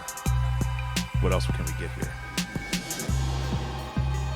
I just want to make sure that I find something that's not going to give anybody like a seizure.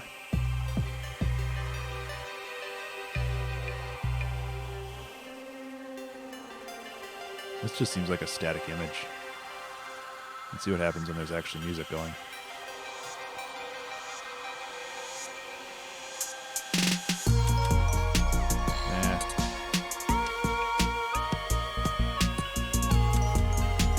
Sounds pretty good.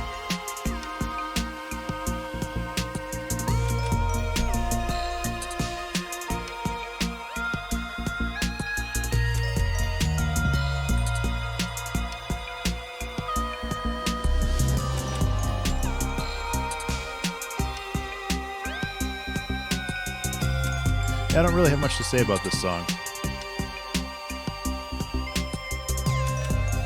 Ooh, it's a treat. That's kind of funky.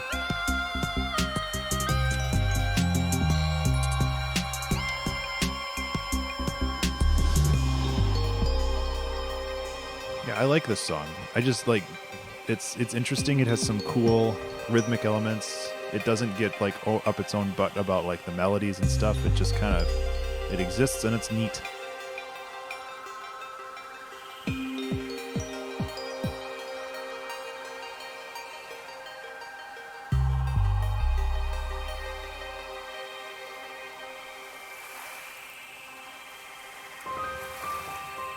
And a little piano at the end.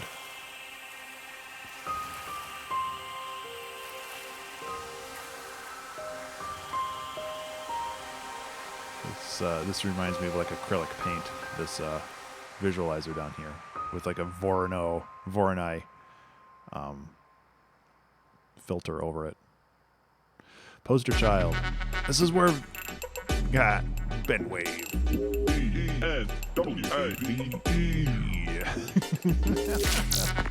Oh, I like this song. Hey, Pizza, you're still here.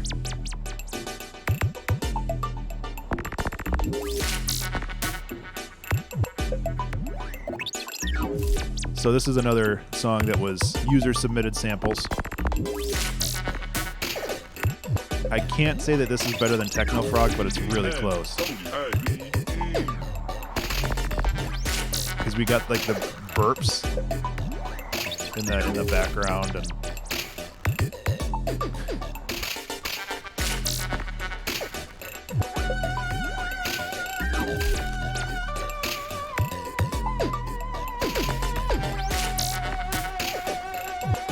yeah, it's definitely higher than Kaleidoscope for Robots, wherever the heck that is in here. There it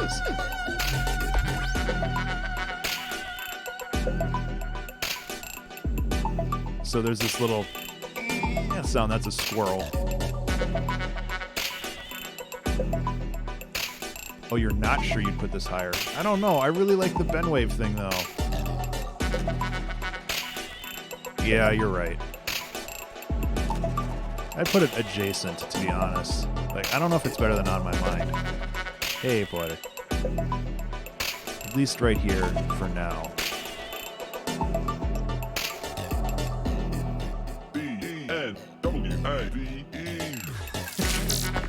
That just makes me laugh every time I hear it, so it's hard for me to judge it lower.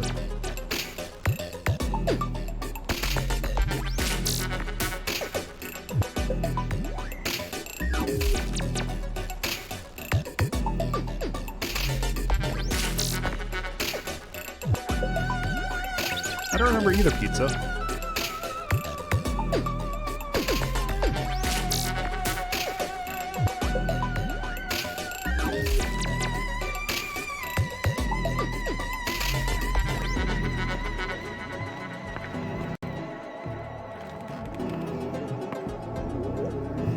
I remember the guitar was like the start of some Red Means recording, Sing Me to Sleep, I think. Was like the guitar was the start of that. REM Sleep. REM Sleep was really good. As far as Poster Child, I think I'm going to keep it right there. I feel like it's slightly better than Kaleidoscope for Robots, but like some of these other ones up here are pretty good. REM Sleep, on the other hand, this one's pretty high on my list.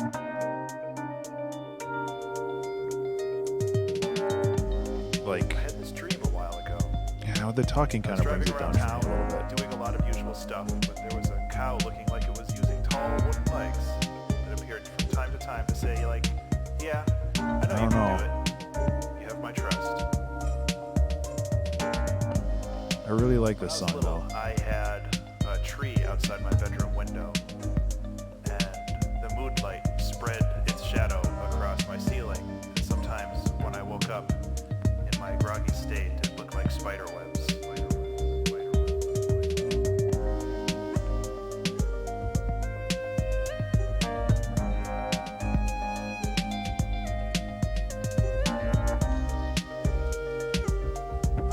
So I can't remember the name of what it's called, but I was talking about, I think it's like Hypnagogia? Hypnagogia?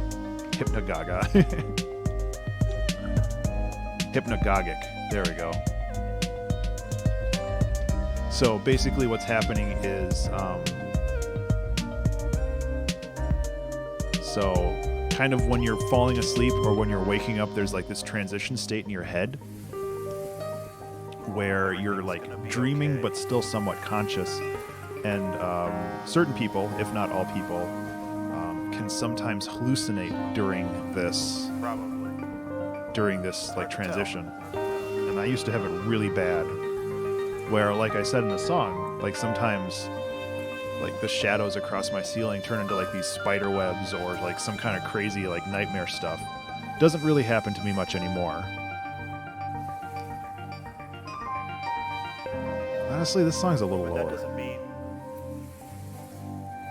that you should stop dreaming.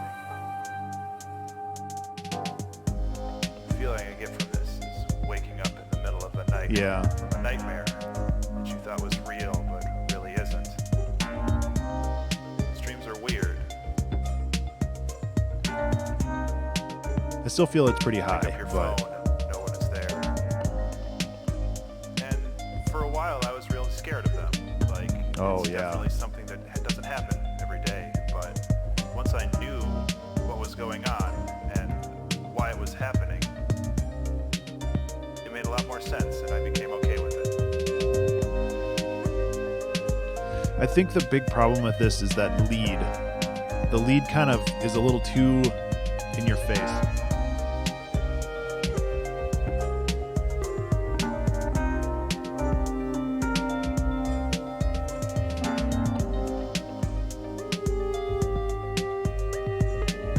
There's also layering it. It's not bad, it's just a little too much.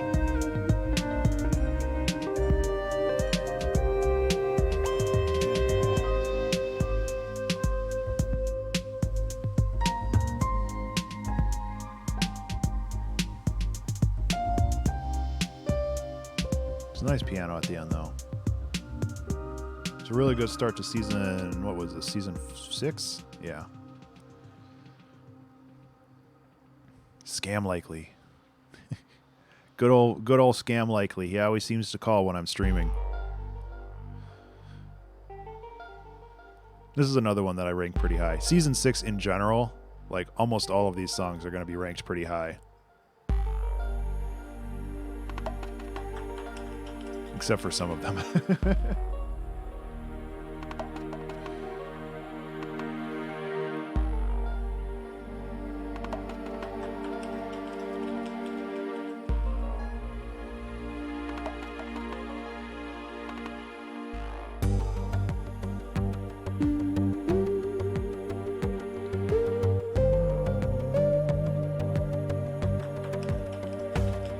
It's like low S tier, maybe. Maybe it's high A tier. I can't remember where this goes.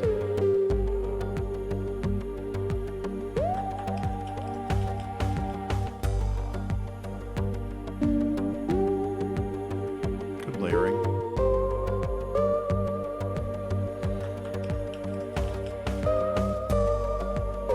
feel like the mix is a little quiet.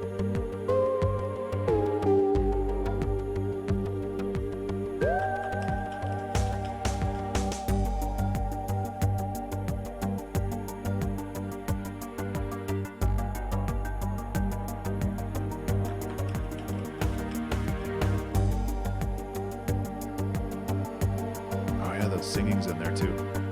Sorry, I'm spaced out on this one. I haven't been sleeping well the last couple days. Kind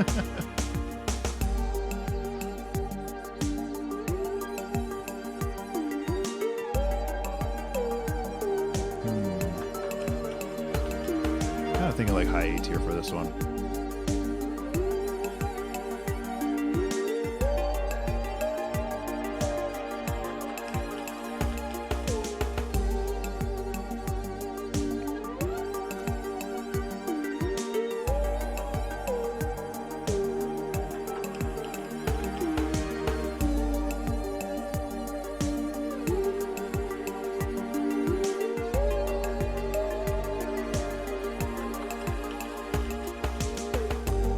Yeah, it's good, but it's just like, feels like something's missing.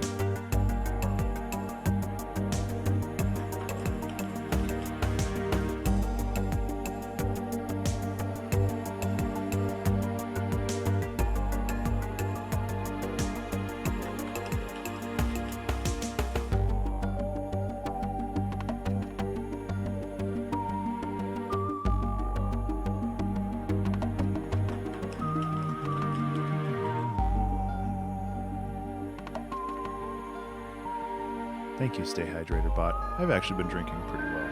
I had my cup of tea, I had my glass of water.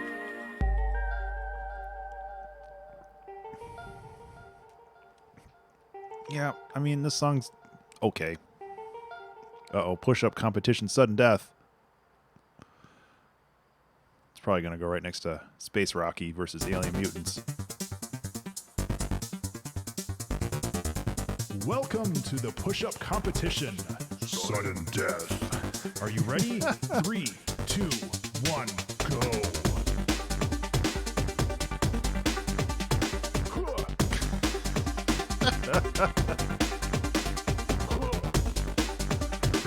Oh, this song's so dumb. We have fun here, right, guys?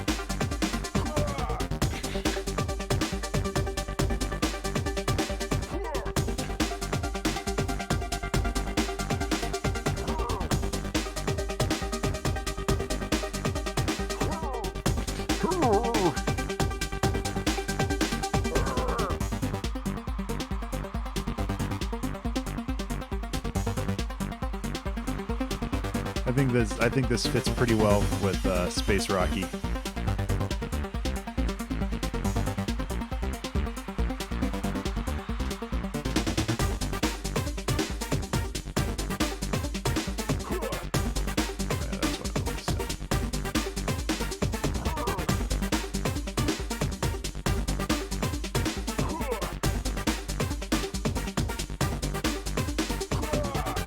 I mean, that supersaw is actually pretty good. But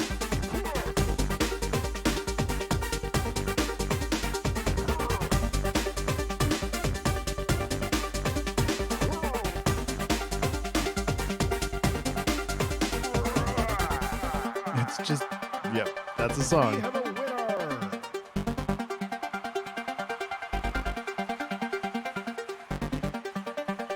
winner. Ooh, excuse me. But next, we have Tin Roof Graffiti, which is one of my favorite songs.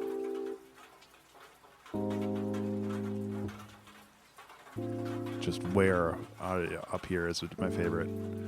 It might be second.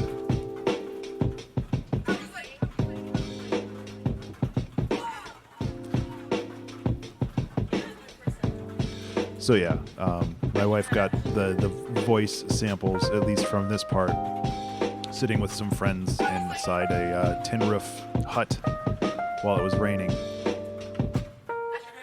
The very distinctive laugh, and I was like, whoa. I actually met her a couple months ago. I had never met her before. She was like a friend from Massachusetts. But, whoa. She's super nice. She says she listens to this song a lot, which makes me really happy.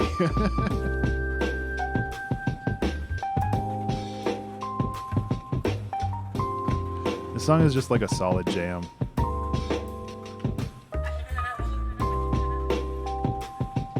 That subtle, like, major chord right there is so good.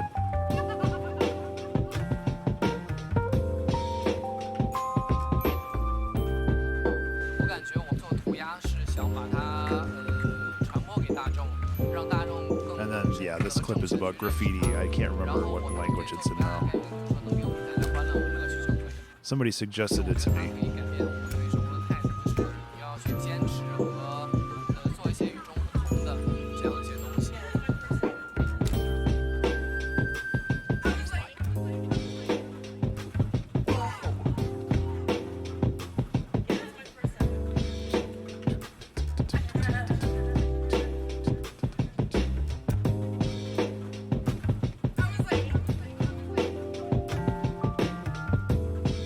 Yeah, Sonny. Definitely one of my favorites. Super lo-fi, yeah, and I'm a big fan of like the lo-fi trip hop, hip hop, and all that other stuff.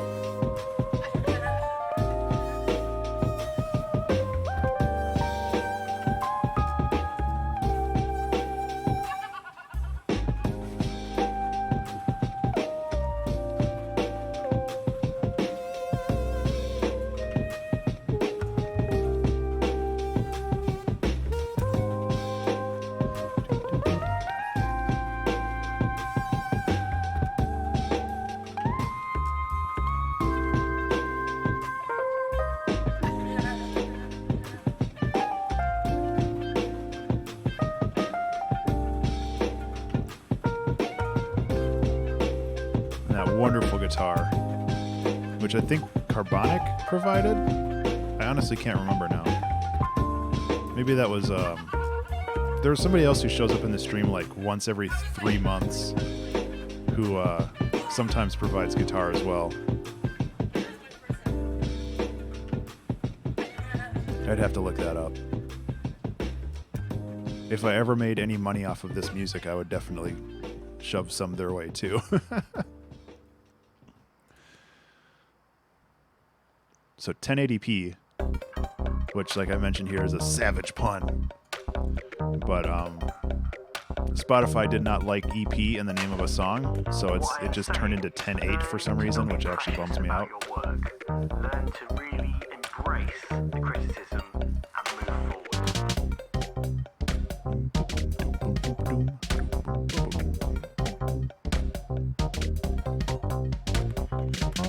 I like this song, but it's like not my S tier. Yeah.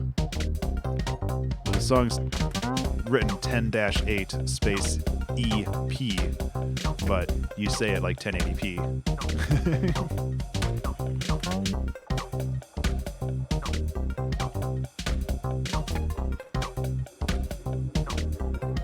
It's a good song. And like the idea of to not be precious about your work. Like not being precious about your work is so important.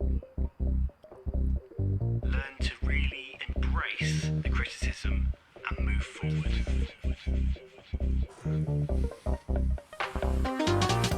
Because that's a very, very big tenet for me when it comes to making things, where it's just like, it's important to make things and move on and not obsess over them. It's a big thing for me. Because sometimes you just got to keep moving, and it doesn't really matter what you're doing right now. It's just kind of making sure that you have something to do in the future.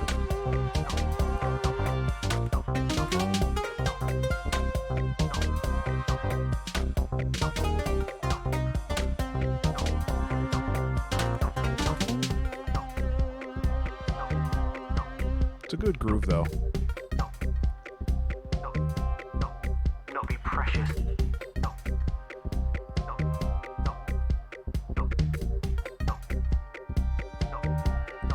About your work. Oh, banana hammocks next. Oh no.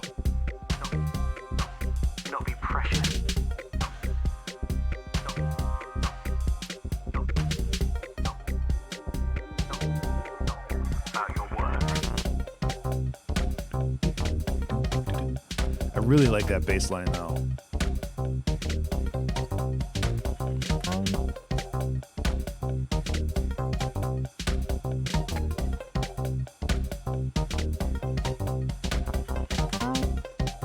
Good swing too. What I'm saying is learn to not be precious about your work.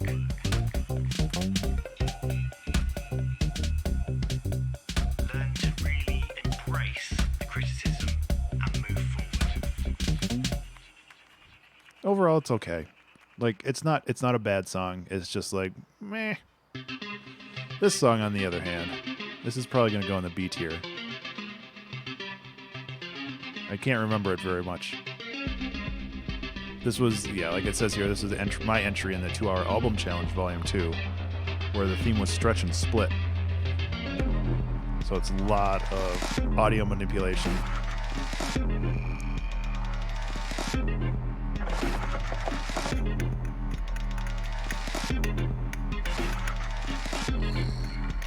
Some cool textures.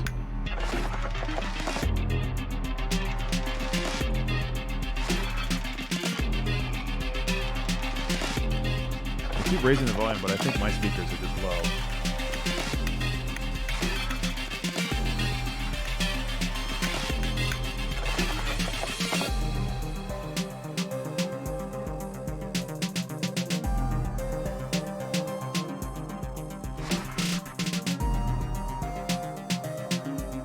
It's pretty cool.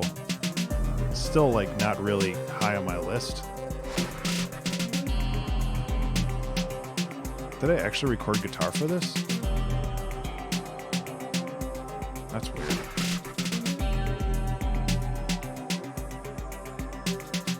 The snare is loud too. That snare could have been dropped like 5 or 10 decibels and probably been fine.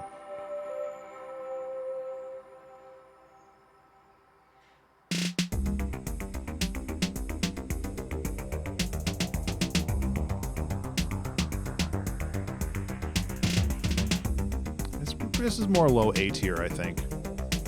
Because this is listenable.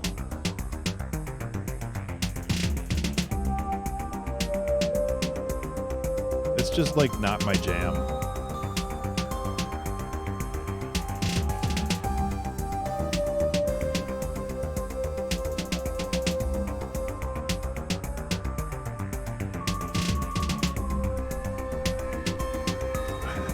There's Tux. All stretched out.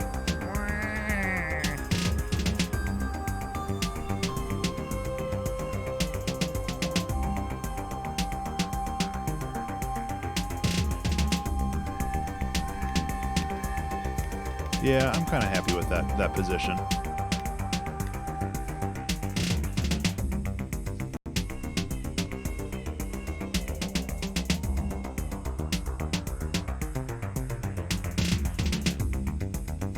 It's a cool jam at the end. I really like the bass. This is what I was talking about earlier, where the bass doesn't need to be prevalent throughout the whole measure or whatever. Sometimes you just got to hit it and just get it out of the way so other things can happen. It's something I need to learn how to do better. Cursive Sentience is kind of a weird one too. Like it says here, I was playing with VST Speak, which is a lot of fun.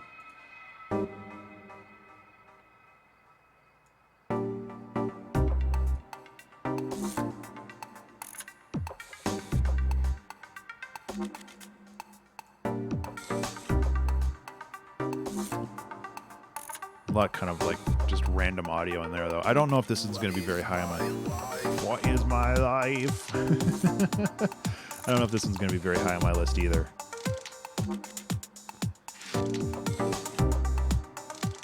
Right now it's kind of like...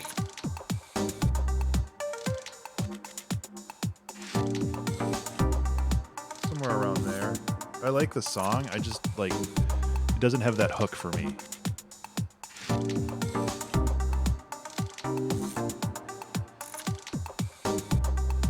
But that might change because I honestly don't remember it very much.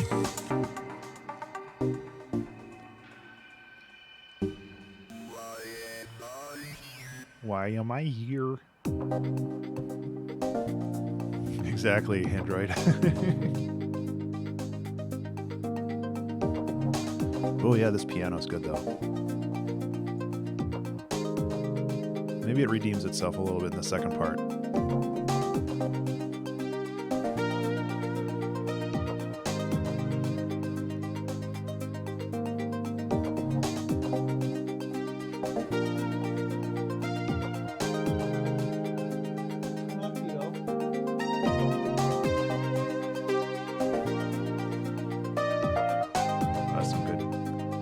That's some good piano though.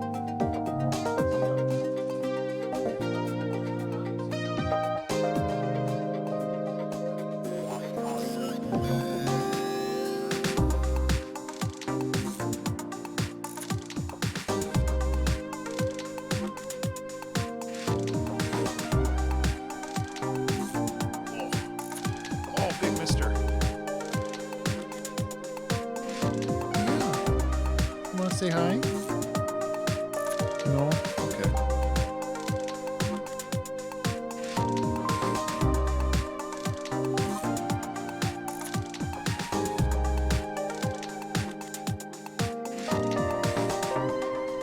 Hi. The song does really come together at the end, but I don't think it's higher than where it is.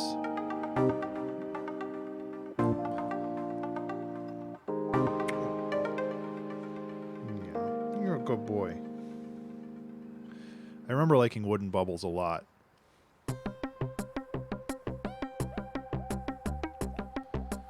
This one has an awkward time signature as well. Oh, yep, you're done. You're done with pets? Okay. There you go. Okay, there you go. That's your tail. Thank you.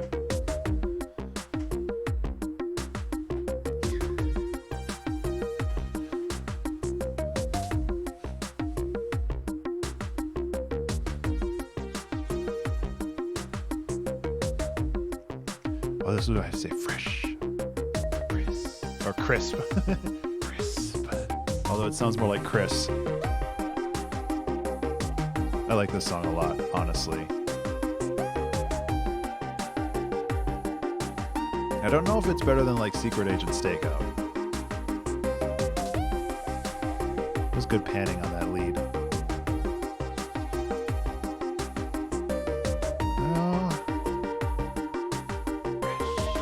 There it is. Fresh Chris.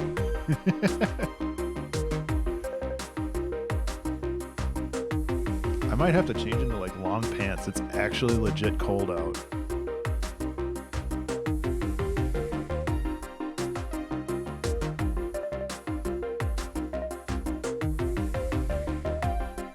I like the time signature fuckery.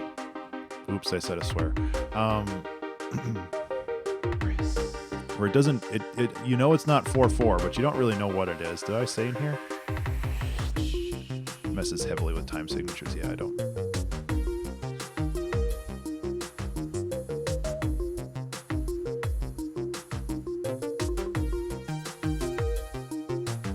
Getting funky with the bass line in the second half.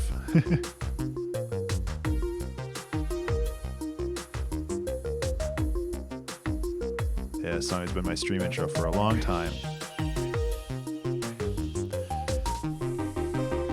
I am going to have to change my stream intros at some point.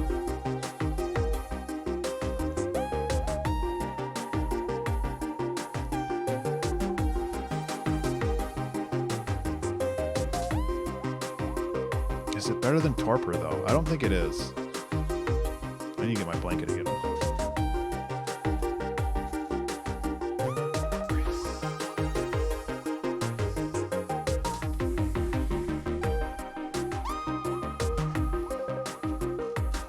There we go. That's better. Being cold is no fun, especially in flipping August.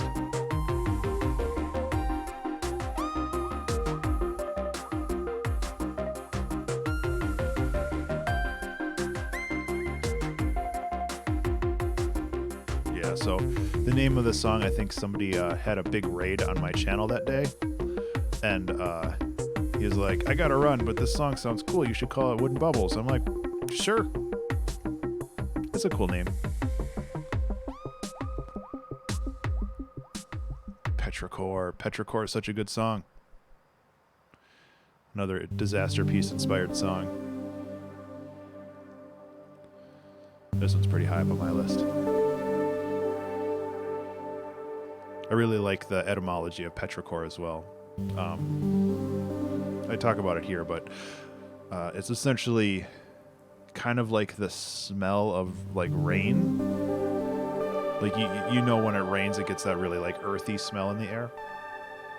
And basically what petrichor is petra is like the root of stone and earth, and ichor or ichor, depending on how you want to pronounce that, is the like the blood of gods, or just kind of like blood or life-giving energy. So it's like petrichor is like, sorry for the plosive right in the microphone. Petrichor is like the blood of the earth, and it's just like such a cool name.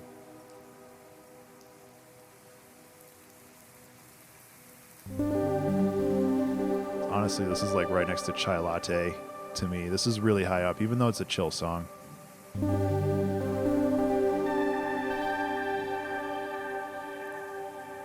Yeah, Blood of the Earth is also pretty metal.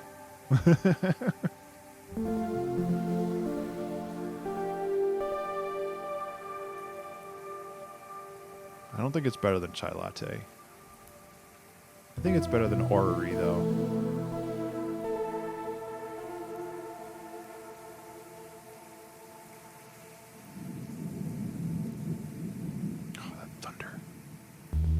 All my good songs are 420 in length, you'll notice. Which is actually unintentional, but it tends to happen more frequently than any other song length.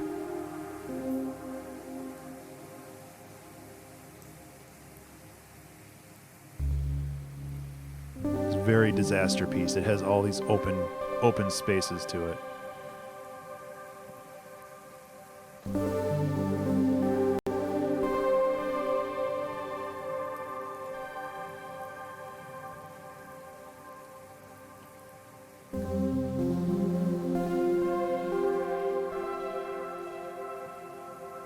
There's also something going on with this song in the high end. There's like this weird kind of rotating, it's not a phaser, but you can kind of hear the sound to it. It's hard to tell when there's nothing playing. Yeah, there's like this bandpass filter that's like cycling around on the top end.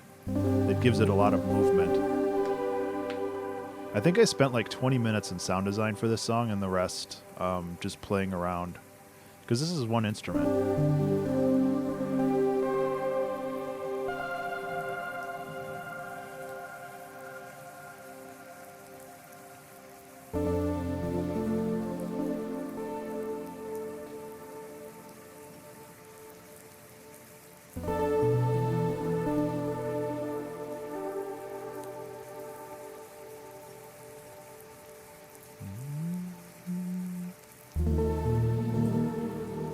That's another very Disaster Piece chord right there.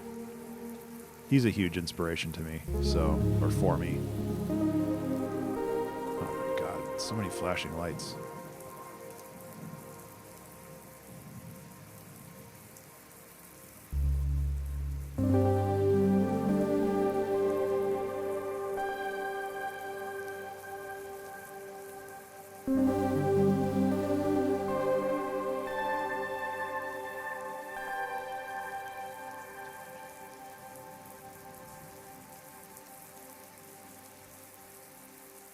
I like that song a lot. Definitely up in my top 10, at least for the moment. Aquarian Treasure Chest was a tough one for me. I remember struggling with this one a bit.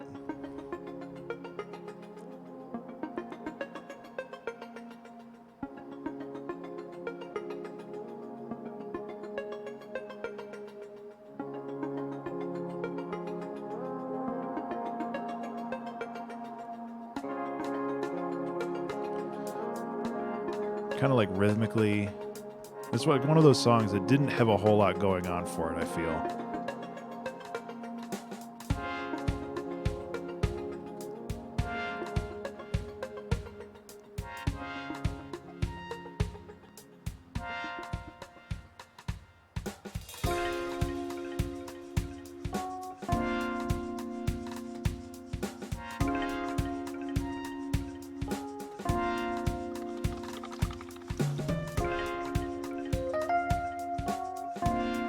kind of sits on the same chord too long, I think, is the other problem.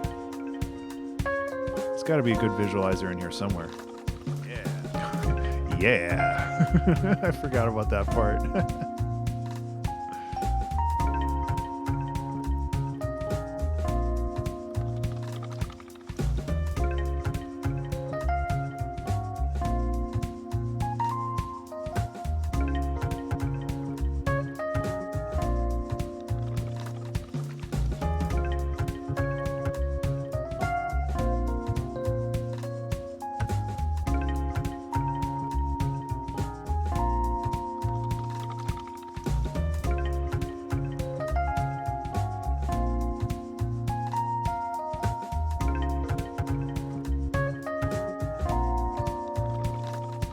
Come on, where's a good visualizer?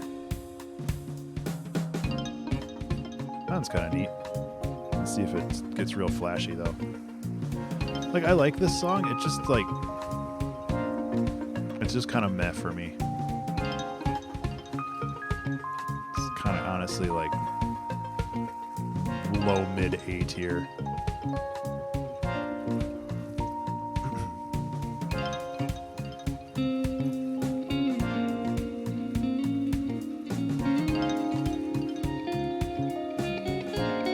Somewhere around there. It's just kind of like, meh.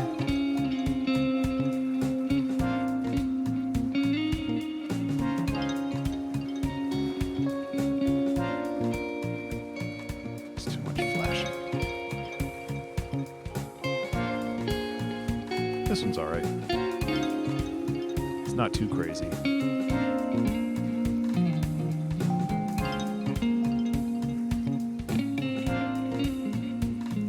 I think this was a carbonic guitar solo. I think he also provided the bass.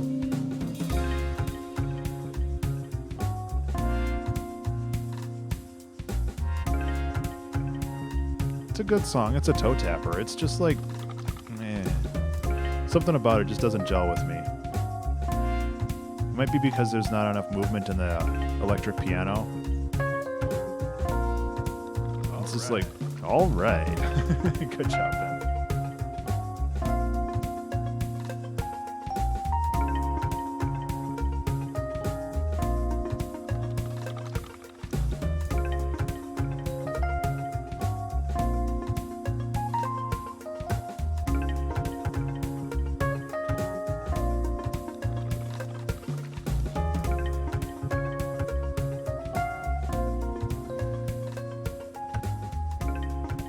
Fade out.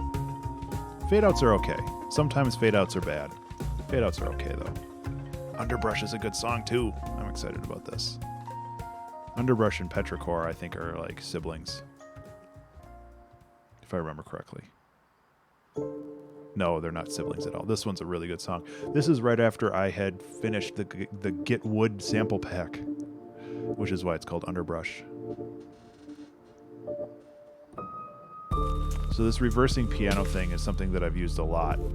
It's a Max for Live patch, which is a delay, but instead of delaying the audio, it reverses it and then delays it. So it creates this really cool ping pong effect with the audio. This song is definitely up there for me. Probably like right there.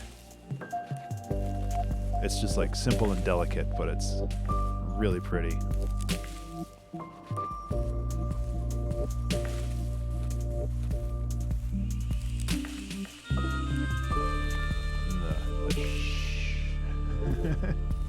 I don't know why I hushed people.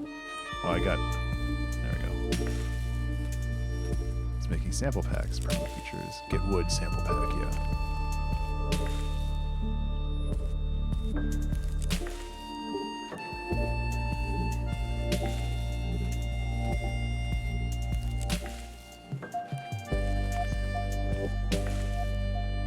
This whole song is perfect. 10 out of 10 would listen again. Oh, past Ben, you're so funny.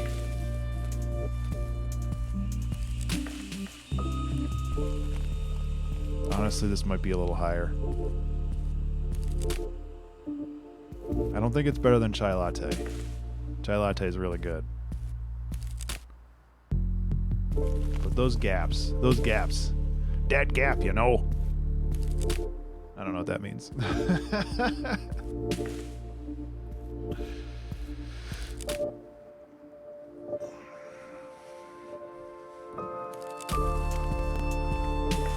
But like I said here, I think I really nailed the melodica in this one. Where it's just like, it's just perfect. It doesn't get in the way, but it hits those notes.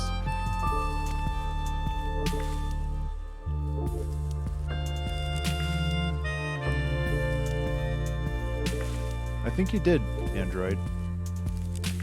It's a good name. I like chai lattes. I don't drink them very often.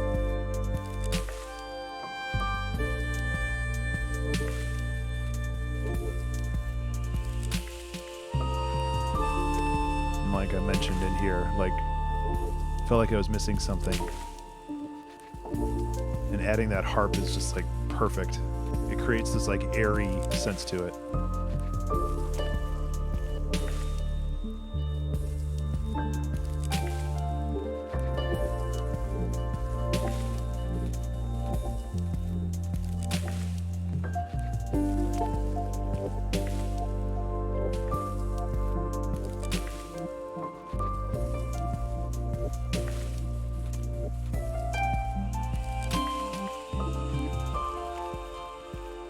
What a good song.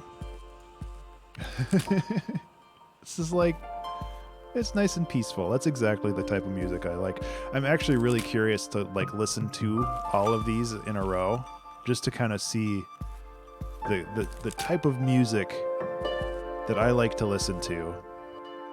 Like there's a Venn diagram of the type of music I like to make and the type of music I like to listen to. I really need to focus on that middle bit right there. The challenge is roll 3 dice and see the rhythmic center for the song. Oh, okay. So I took 4-sided dice and I rolled them, and it's just like that determines like the rhythm of the song. 1 2 3 1 2 1 2 3 or whatever. 3 1 2 1 2 1 2 3. It was very difficult. This is probably a B tier song, just because I don't really like the sound design in it. It's kind of like down here. It was a really fun challenge.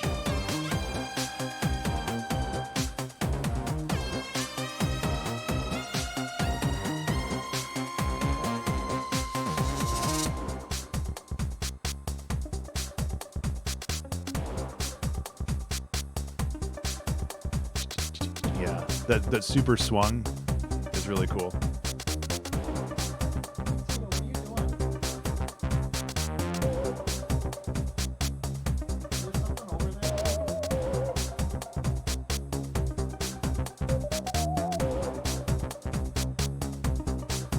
Tito's messing around with the other computer. I don't really know why.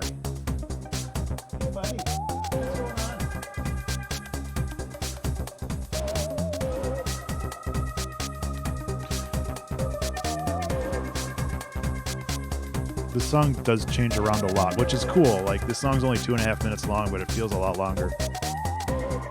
Which usually means that it changes a lot, which is cool.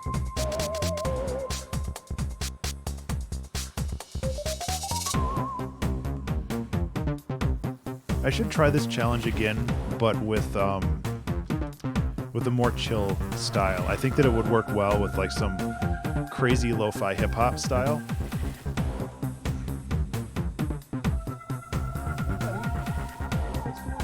I can't pet you if you're flopped down there. Okay.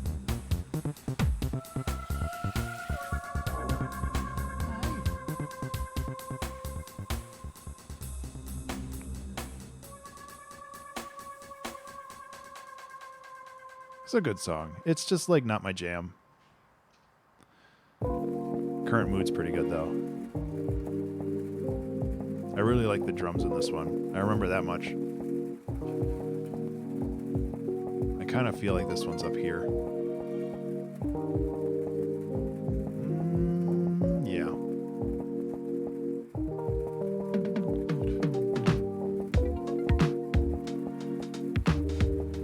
Like, cool little track. The boopy drums. That's a good way of putting it.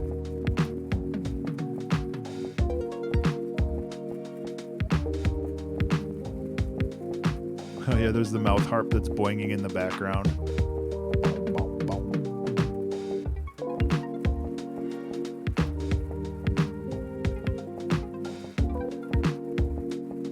Middle section, the wicked kazoo solo. Yeah, so I must have been 3D printing instruments at the time, which makes sense because Beard Gardener's next. And I know when Garden Sound was hanging out with me, I gave him like a handful of mouth harps because he was annoying his wife with them. I don't think this song, maybe I put this song a little too high, but I think it's kind of more down to this area. Like high or mid S tier.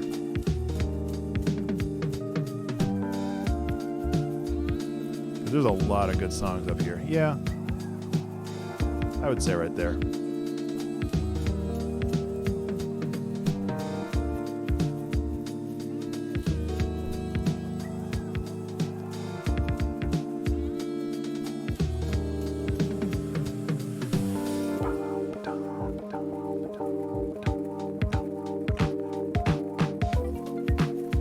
Really cool drum stuff in this one.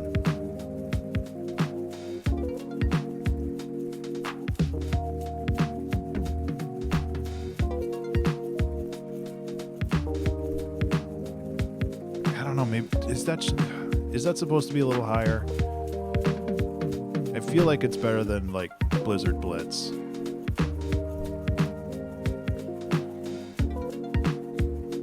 This is a hard one to categorize.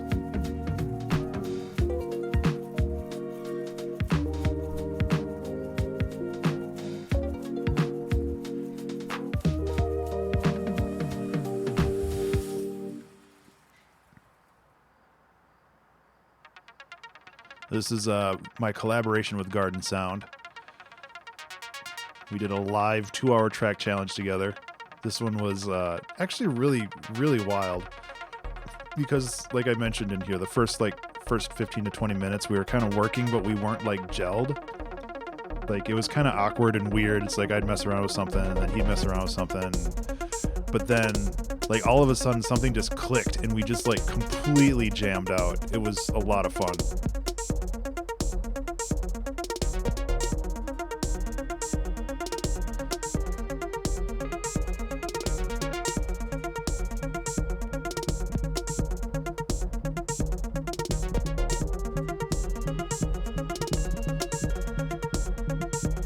So I think Gardner did a lot of the drums.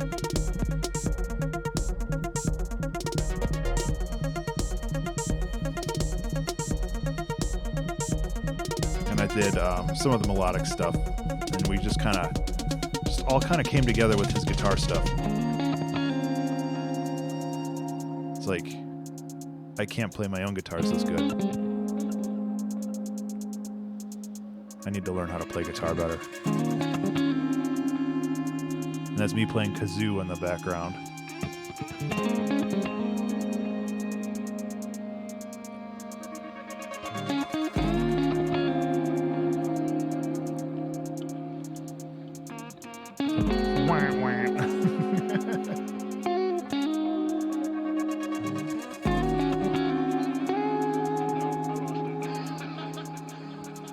I don't know where this one goes though. This is such a hard one to categorize.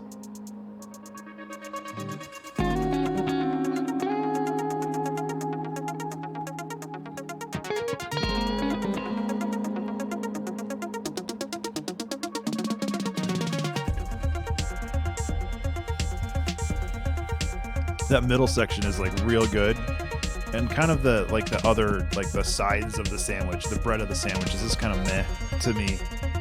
I mean, and that might be because I'm the one that made the majority of those, but I don't know.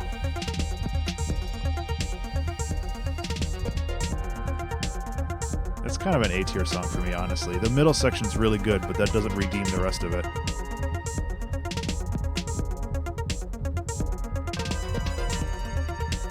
Somewhere around there.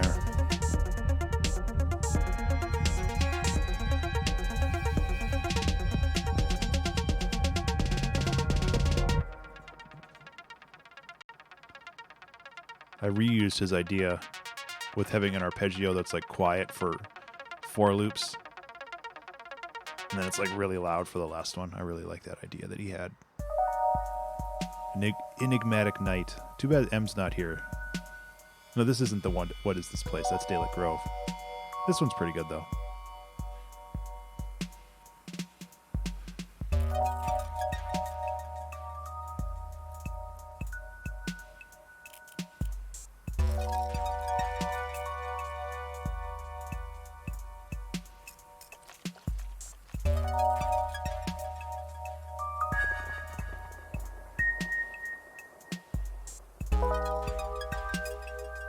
Real oh, I need to get the other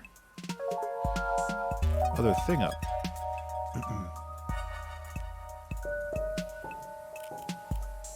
Album backups on season 7.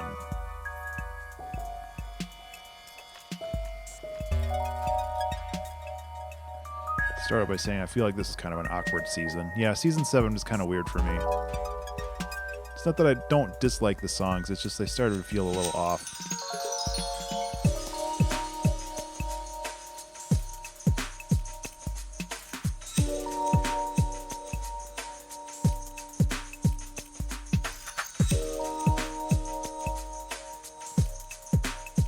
So like our super traditional 90s pop song drums.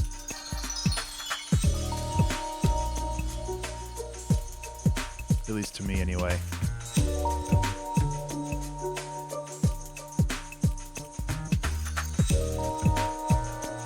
I just don't know where this one goes. Probably high A tier again.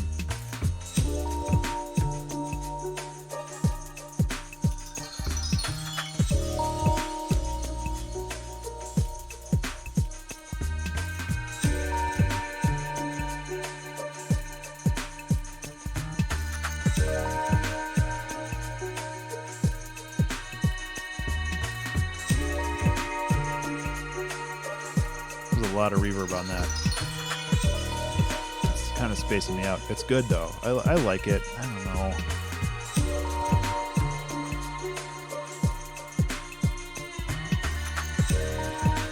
Once things come together, it's pretty good.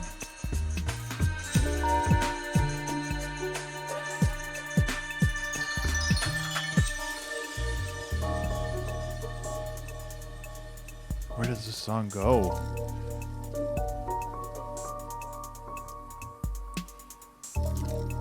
Maybe like low S tier.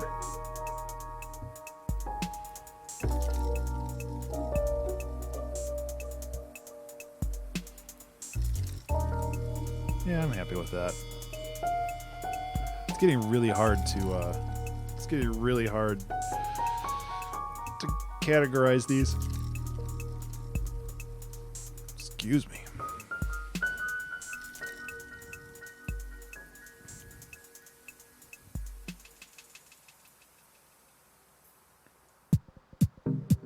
Minimal house lyrics.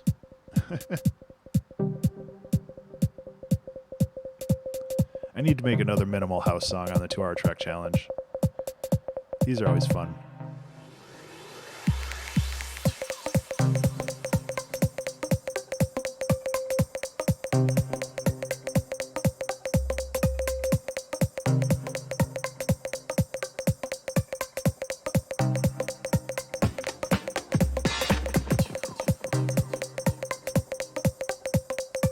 I don't know where this one goes though.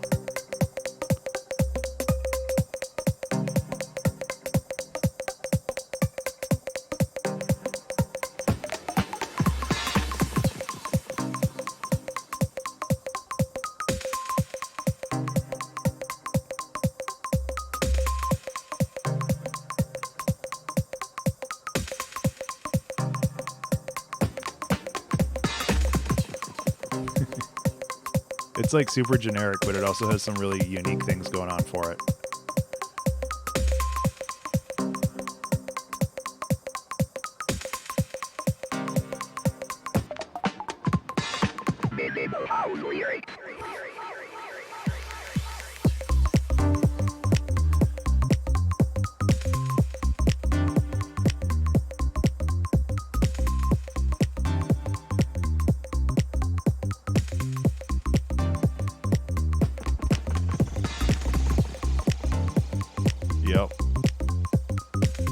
Honestly, like with that bass really redeems this song for me.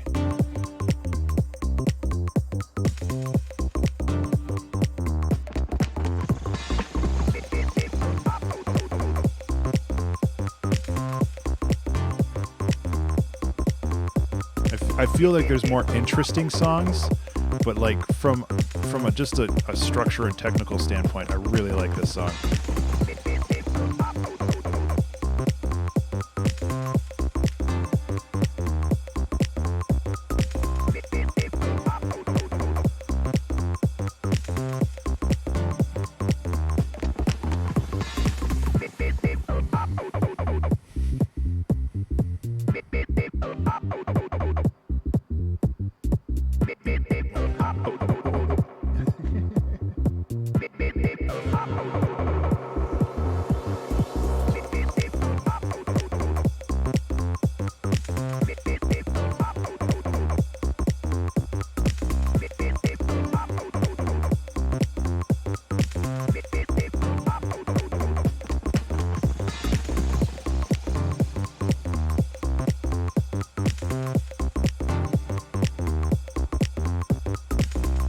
Yeah. Sorry, I'm in a bit of a trance with this song. I don't know why. It's not exactly trance music. Kind of getting lost in thought a little bit. I just really like this one. It's a good jam.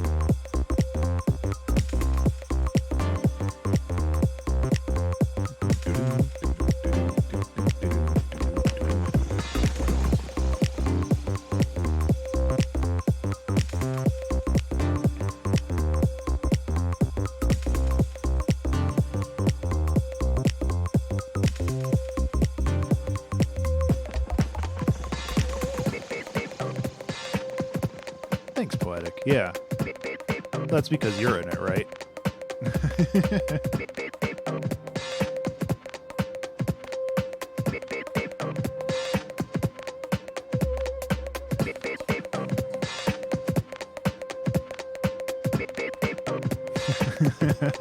It's biased.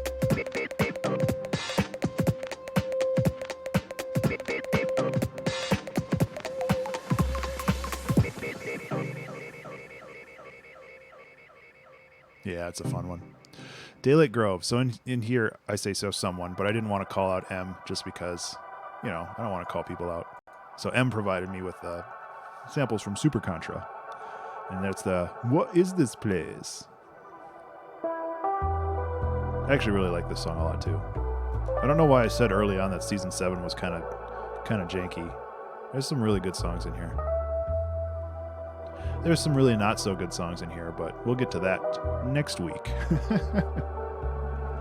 Although I think these two are kind of meh.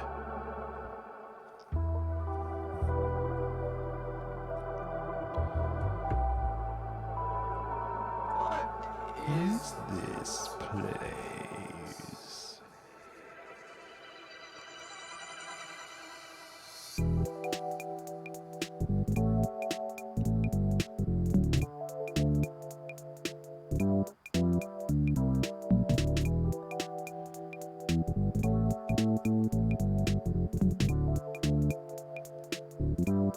I like that bass line a lot.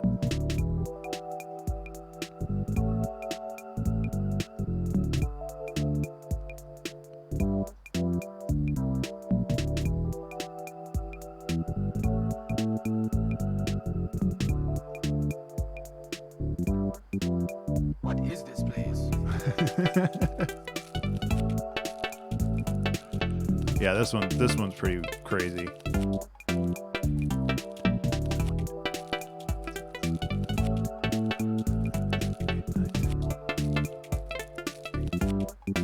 What is this, like?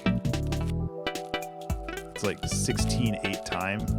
It's a measure of 8 and then like a measure of 9. 6, 7, 8, 9, 1, 2, 3, 4, 5, 6, 7, 8, 1, 2, 3, 4, 5, 6, 7, 8, 9, 1, 2. Yeah, it's pretty wild. What is this place? Who doesn't want to write music in 16/8 time, you know?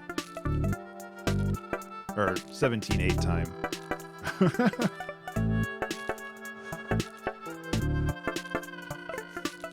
What is This one's fun. Maybe this goes a little higher up.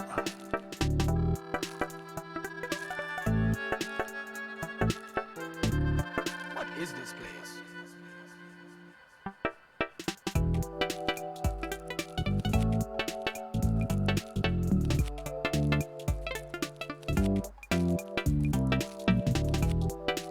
Melodically, it's not like crazy complex. The time signature really carries it.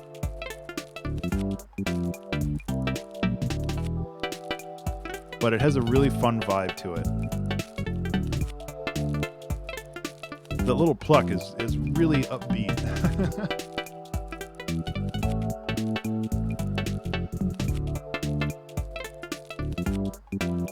What is this place?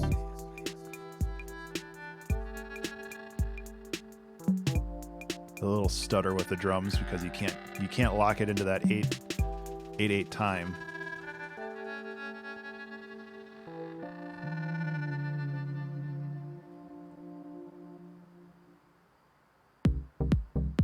Oh, this is another good one.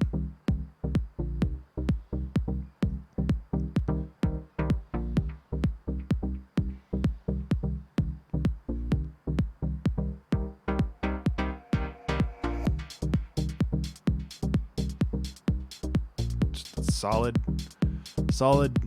like not even house music, kind of just like general EDM.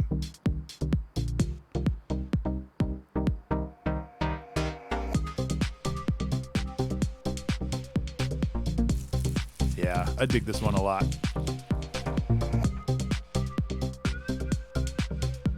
Put that right next to minimal house lyrics.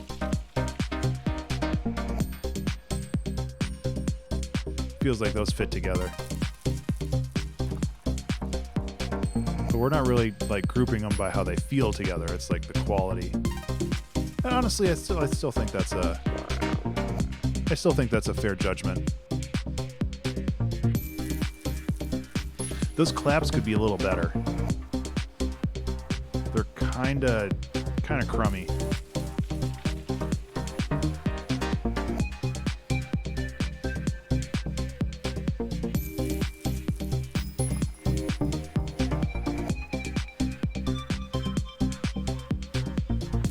They do the job. Like, I'm not saying they don't do their job.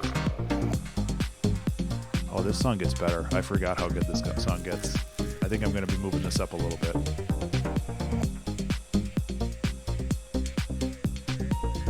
I just want to make sure that I remember it correctly.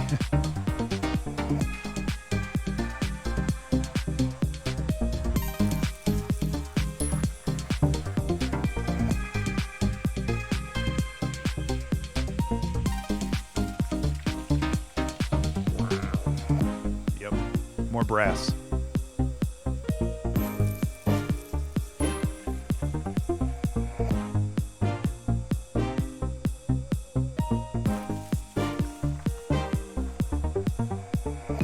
Yeah, this song.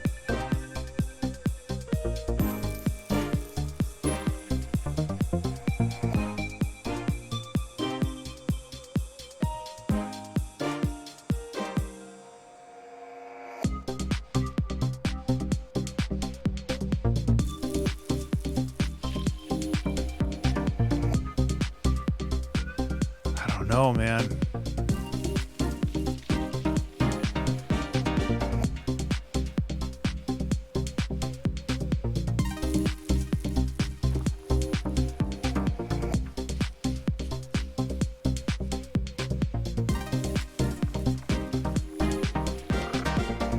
I think that's a pretty good spot for it. I don't know if it's better than Epiphany.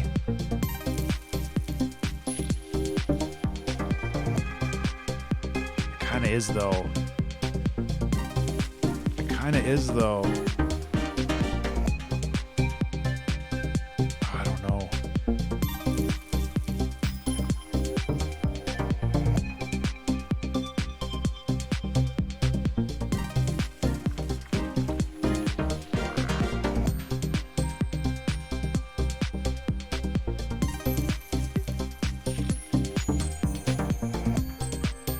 Hey, Frediger, how are you?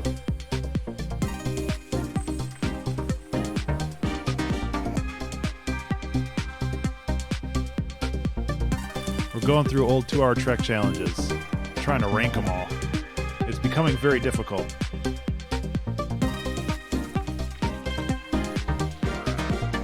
Weekend's going well so far. Oh jeez, I've almost been streaming for 3 hours. This block of songs was actually fairly large. How's your weekend going, man?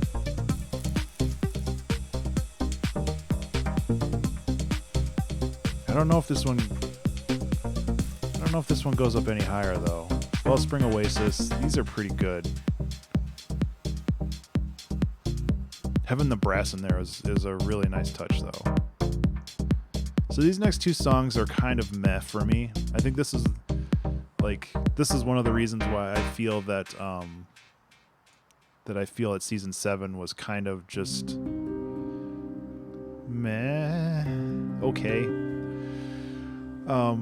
So yeah, this, as you could read in the commentary here, this song came from a very failed experiment.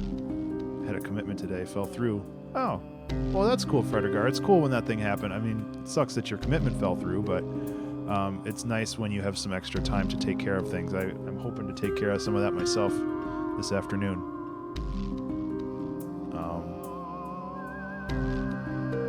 So yeah, my original idea was making like office vaporwave.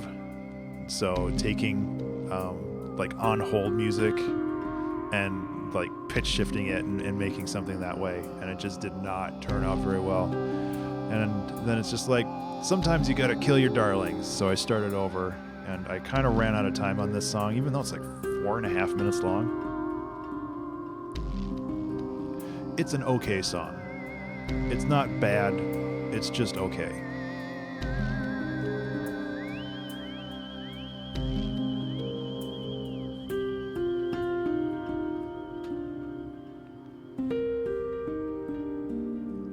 No, thank you, Fredergar.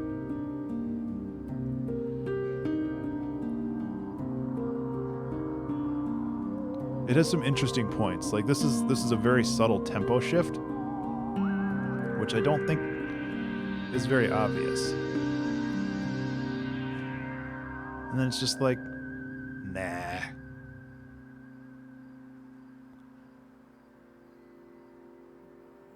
Some really ambient stuff. There it is.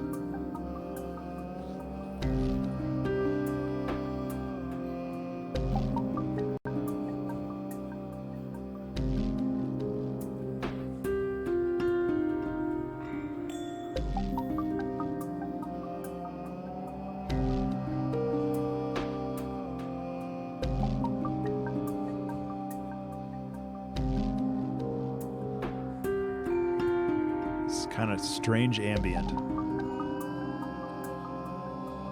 Anyway, where I'd put this, I don't know. Narrative point and click. Yeah, honestly, that's a really good assessment.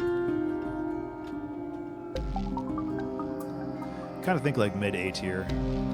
Like it's a decent song, but it's not one that I'd listen for fun. And that's more personal preference, just because maybe the situation that it came about in. I do remember liking this piano at the end, though.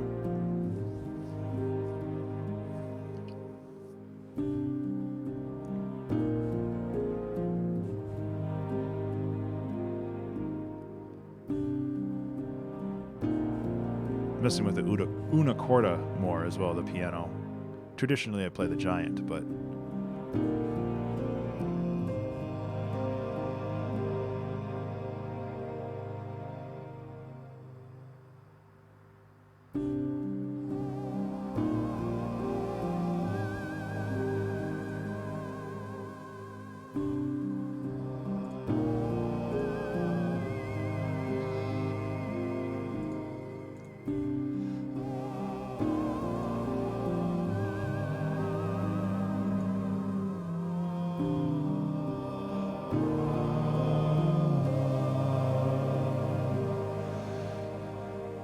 there's some really good ideas in this song. It just doesn't gel together for me.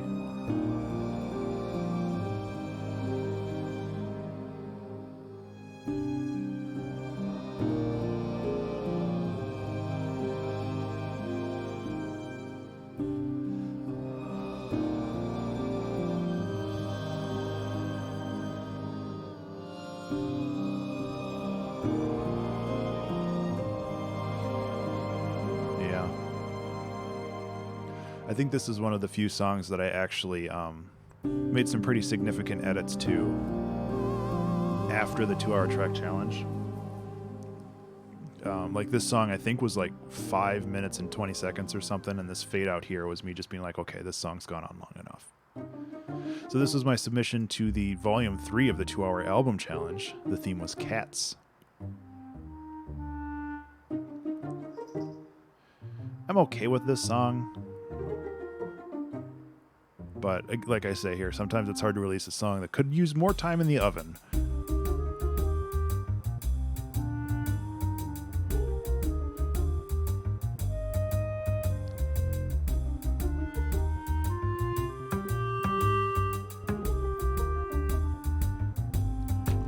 It's not bad, just kind of like mid A tier.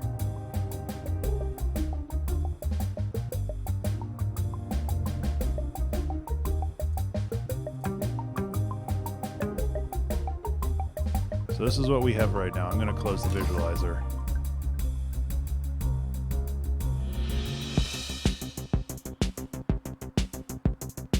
I'm going to have to make another S tier here.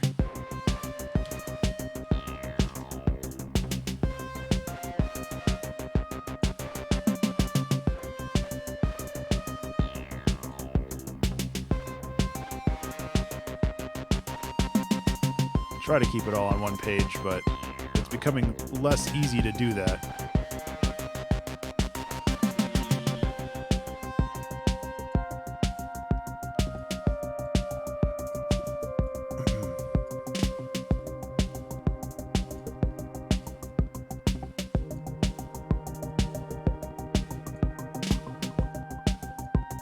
There we go.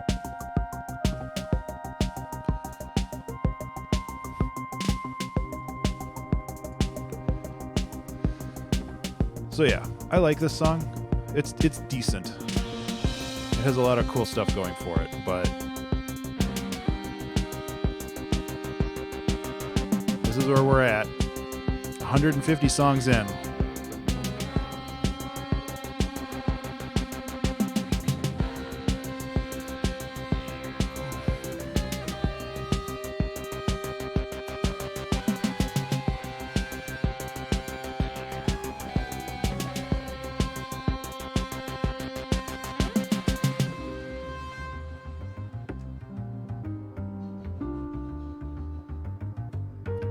I do dig this little piano and bass at the end, though.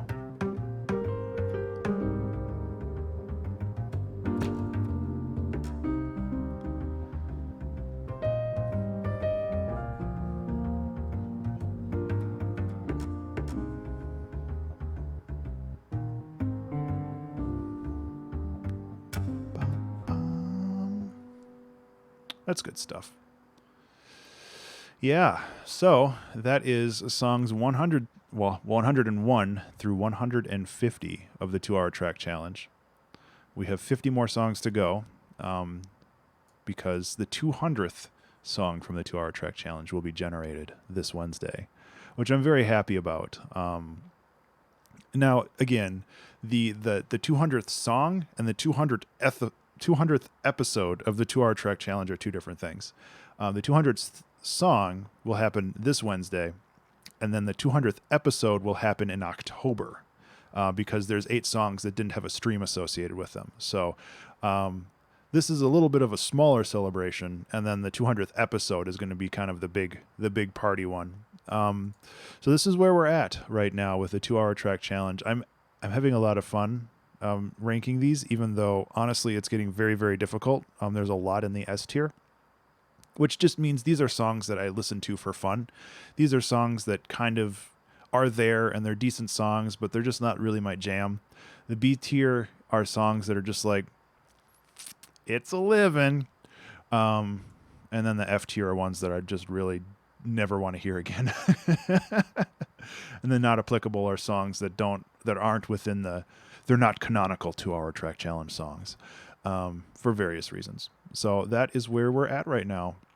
I think I am actually going to get going just because this was a very long stream for me, and I've been having to use the bathroom for like the last half hour. So what I'm going to do is I'm going to just raid you over to Lizard Eats Flies, because she is the best. And hopefully you guys have a good rest of the day. Unfortunately, if anybody says hi to Liz, I'm not going to be able to make the raid just because I have to run to the bathroom. But I hope you all have a good rest of the day. And thank you so much for being a part of this stream and helping out with some of the rankings. Depending on my afternoon, I might be back online. Christine's not feeling well. Oh, yeah, I am Madam Berry. I'm actually just wrapping up. Christine's not feeling well, so she's kind of out for today. So I might be back online. I do want to go and work on Quadrilateral Rainbow, because that's a really fun song. Yeah, sorry, Barry. I hope you're doing well, though. But yeah, thank you everybody for hanging out. I have to run to the bathroom, but I'm going to send you over to Lizard Eats Flies. And hopefully you guys have a good rest of the weekend. Or maybe you'll see me later tonight. Hopefully, we'll figure it out. I'm going to try to go on a bike ride after I use the bathroom. See ya.